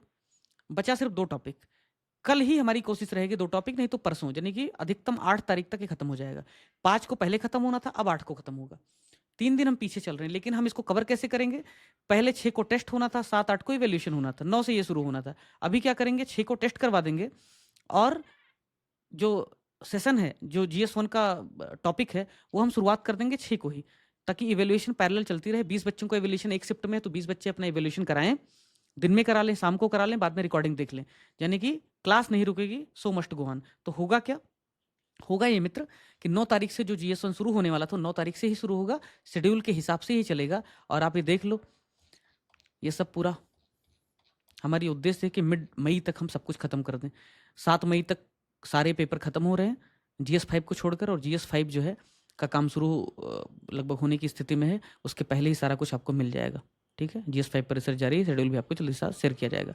तो ये मान के चलो 15 मई के पहले पहले सब कुछ हमारा खत्म हो जाएगा। ये है आपका शेड्यूल, आप इसको फॉलो कर सकते हैं। नंबर 1, हम इसको भी, ये हमारे लिए संविधान है, इसको हम फॉलो करेंगे, कुछ भी हो जाए दिन रात लगाना पड़ेगा, लेकिन हम 2-3 दिन पिछड़ेंगे। जैसे मान लो रिजल्ट आया तो थोड़ा सा काम और बढ़ गया, जिसकी वजह से हम 2-3 दिन पिछड़ गए। कई बार मैं ही थोड़ा अस्वस्थ फील करता हूँ काम करने में, कोई फैकल्टी है बीमार हो गया, या मान लो इवैल्यूएशन को लेकर के दबाव आ गया, कोई और दिक्कत हो गई, तो इमीडिएटली रिप्लेसमेंट थोड़े ढूंढने लगेंगे, तो थोड़ा पिछड़ जाएगा, लेकिन फिर से रिकवर कर लेंगे हम उसको। कई बार क्वालिटी ऑफ कंटेंट हम सेटिस्फैक्ट्री नहीं होता है, तो उसको इमीडिएटली इंप्रूव करना पड़ता है। कल का कंटेंट था, हमने काफ़ी वैलिडेशन किया, फिर लगा नहीं यार और थोड़ा सा करना बाकी है। भाई कंटेंट एक बार बनता है, 2 बार उसको रिवाइज किया जाता है, रिव्यू किया जाता है, फिर फाइनल होता है, फिर उसकी हिंदी में प्रूफ रीडिंग होती है, ट्रांसलेशन होते हैं, फिर हिंदी की प्रूफ रीडिंग होती है, उसको भी चेक करता हूँ, फिर उस प्रूफ रीडिंग को फाइनल करता हूँ, फिर डिजाइन होता है, फिर डिजाइन होने के बाद में फाइनल करके इंग्लिश में कन्वर्ट होता है, क्योंकि अंग्रेजी हिंदी अलग अलग हुआ, फिर उसके बाद इंग्लिश बना, अंग्रेजी के नीचे हिंदी, एक टीम मेंबर खाली उसको इंग्लिश कर रही है, फिर उसमें समय लगता है, फिर उसको जाकर के अपलोड करते हैं। फिर जब लेक्चर लेना होता है तो 6:30 बजे बैठता हूँ, और 3-3.5 घंटे तक फिर उसमें वैलिडेशन मैं खुद करता हूँ। तो इतनी प्रक्रिया है, इतनी प्रोसेस से गुजरता है कि उसमें कितने भी लोगों को लगा दो, टाइम लगेगा ही लगेगा। तो अगर थोड़ा बहुत पिछड़ेंगे तो हम उसको कवर कर लेंगे। GS1 9 तारीख से ही शुरू होगा, तनाव मत लो। GS1 का सारा कंटेंट डेवलप हो चुका है, सारी प्रूफ रीडिंग हो चुकी है, डिजाइनिंग हो चुकी है, और कम से कम 6 टॉपिक की रिकॉर्डिंग हो चुकी है। स्नेहल मैडम सोसाइटी की रिकॉर्डिंग धड़ाधड़ कर रही हैं बैठ करके, अभी उनको आप यहाँ देख नहीं रहे हो, लगातार काम में लगी हुई हैं। ठीक है, ताकि हम समय पे काम खत्म कर सकें। ठीक है, GS2 का कंटेंट डेवलप हो रहा है, GS4 कंटेंट डेवलप हो चुका है, डोंट वरी एट ऑल। ठीक है, हमें चिंता आपकी ज्यादा है। Thank you. और कोई मित्र? सर मैं रंजीत। क्या कह रहे हो? क्या project everyone? Hello. With all due respect, we have only Bhagirath plus toppers for mains appearing. Group की बात कर रहे हो क्या भाई? प्रोजेक्ट ग्रुप की बात कर रहे हो? नहीं रे बाबा, भगीरथ के कई ग्रुप हैं। पहला तो जो बच्चे भगीरथ प्लस जो कोर ग्रुप है, क्या बताऊं तुमको, मैं स्क्रीन शेयर करता हूं। टीम मेंबर में इतने लोगों की आईडी दी है, तुम लोग कभी पूछते नहीं हो। देखो, ये भगीरथ का मेन ग्रुप, यहाँ 717 लोग। यहाँ पे रोज लाइव लेक्चर जो होते हैं, बेसिक इन्फॉर्मेशन आपको शेयर की जाती, आपका लाइव इवैल्यूएशन होता है, टेस्ट होता है, उसकी सबकी रिकॉर्डिंग, सबकी इन्फॉर्मेशन यहाँ पे होती। उसके बाद इसी का भगीरथ का ही एक डिस्कशन ग्रुप है, जिसमें से लगभग 500 लोग हैं जिसमें। फिर इसी का एक कॉपी सबमिशन ग्रुप है, 450 लोग यहाँ भी हैं। ठीक है, फिर हमने अभी जिन लोगों ने प्रीलिम पास किया है उनका भी एक ग्रुप है।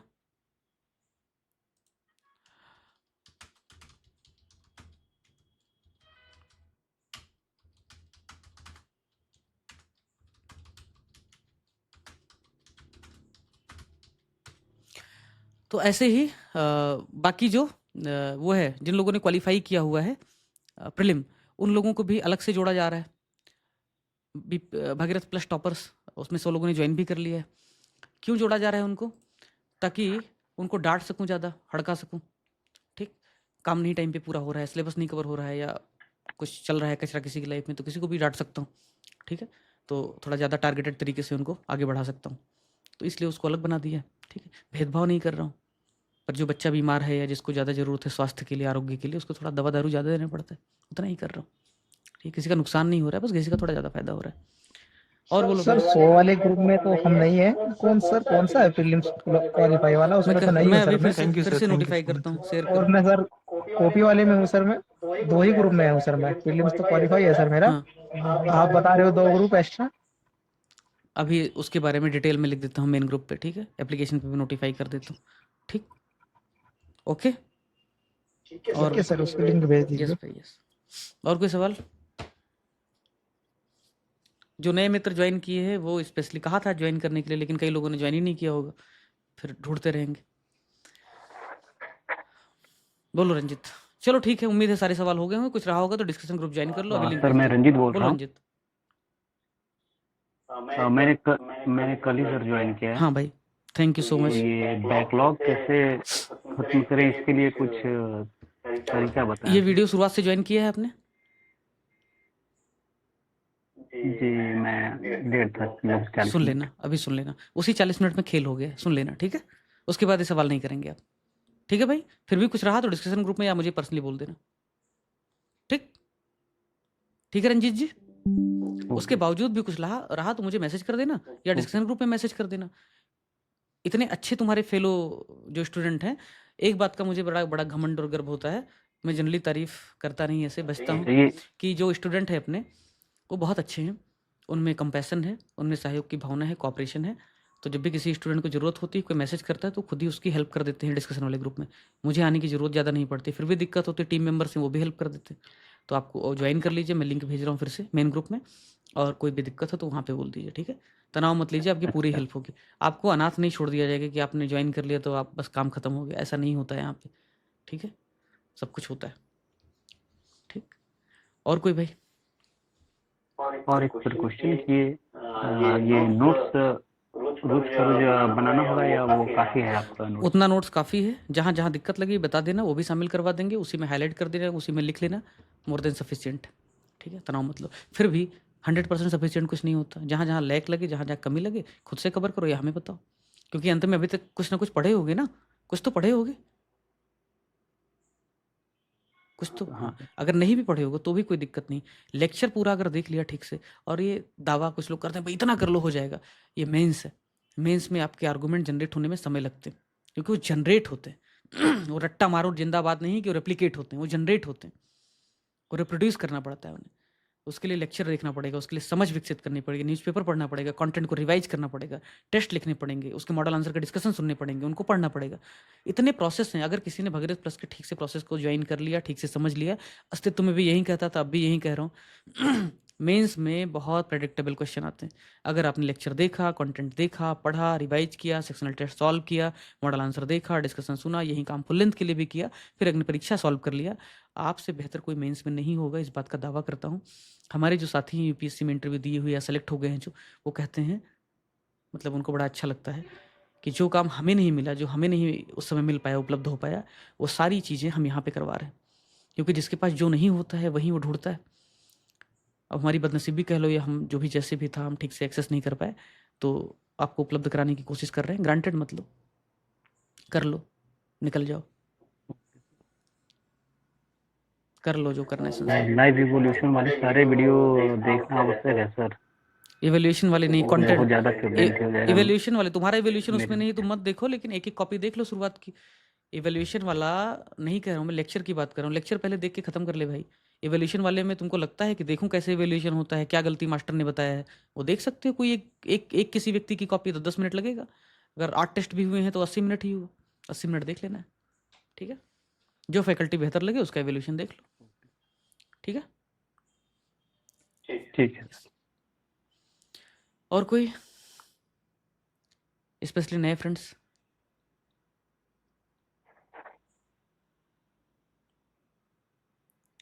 ठीक है, हो चुका है। चलो, अच्छा लगता है जब शांति छा जाती है, नीरवता छा जाती है। इससे पता चलता है आपकी शंकाएं शमित हो गई हैं। तो इजाज़त दीजिए मित्रों, धन्यवाद, शुभ रात्रि, भगवान आपका भला करे।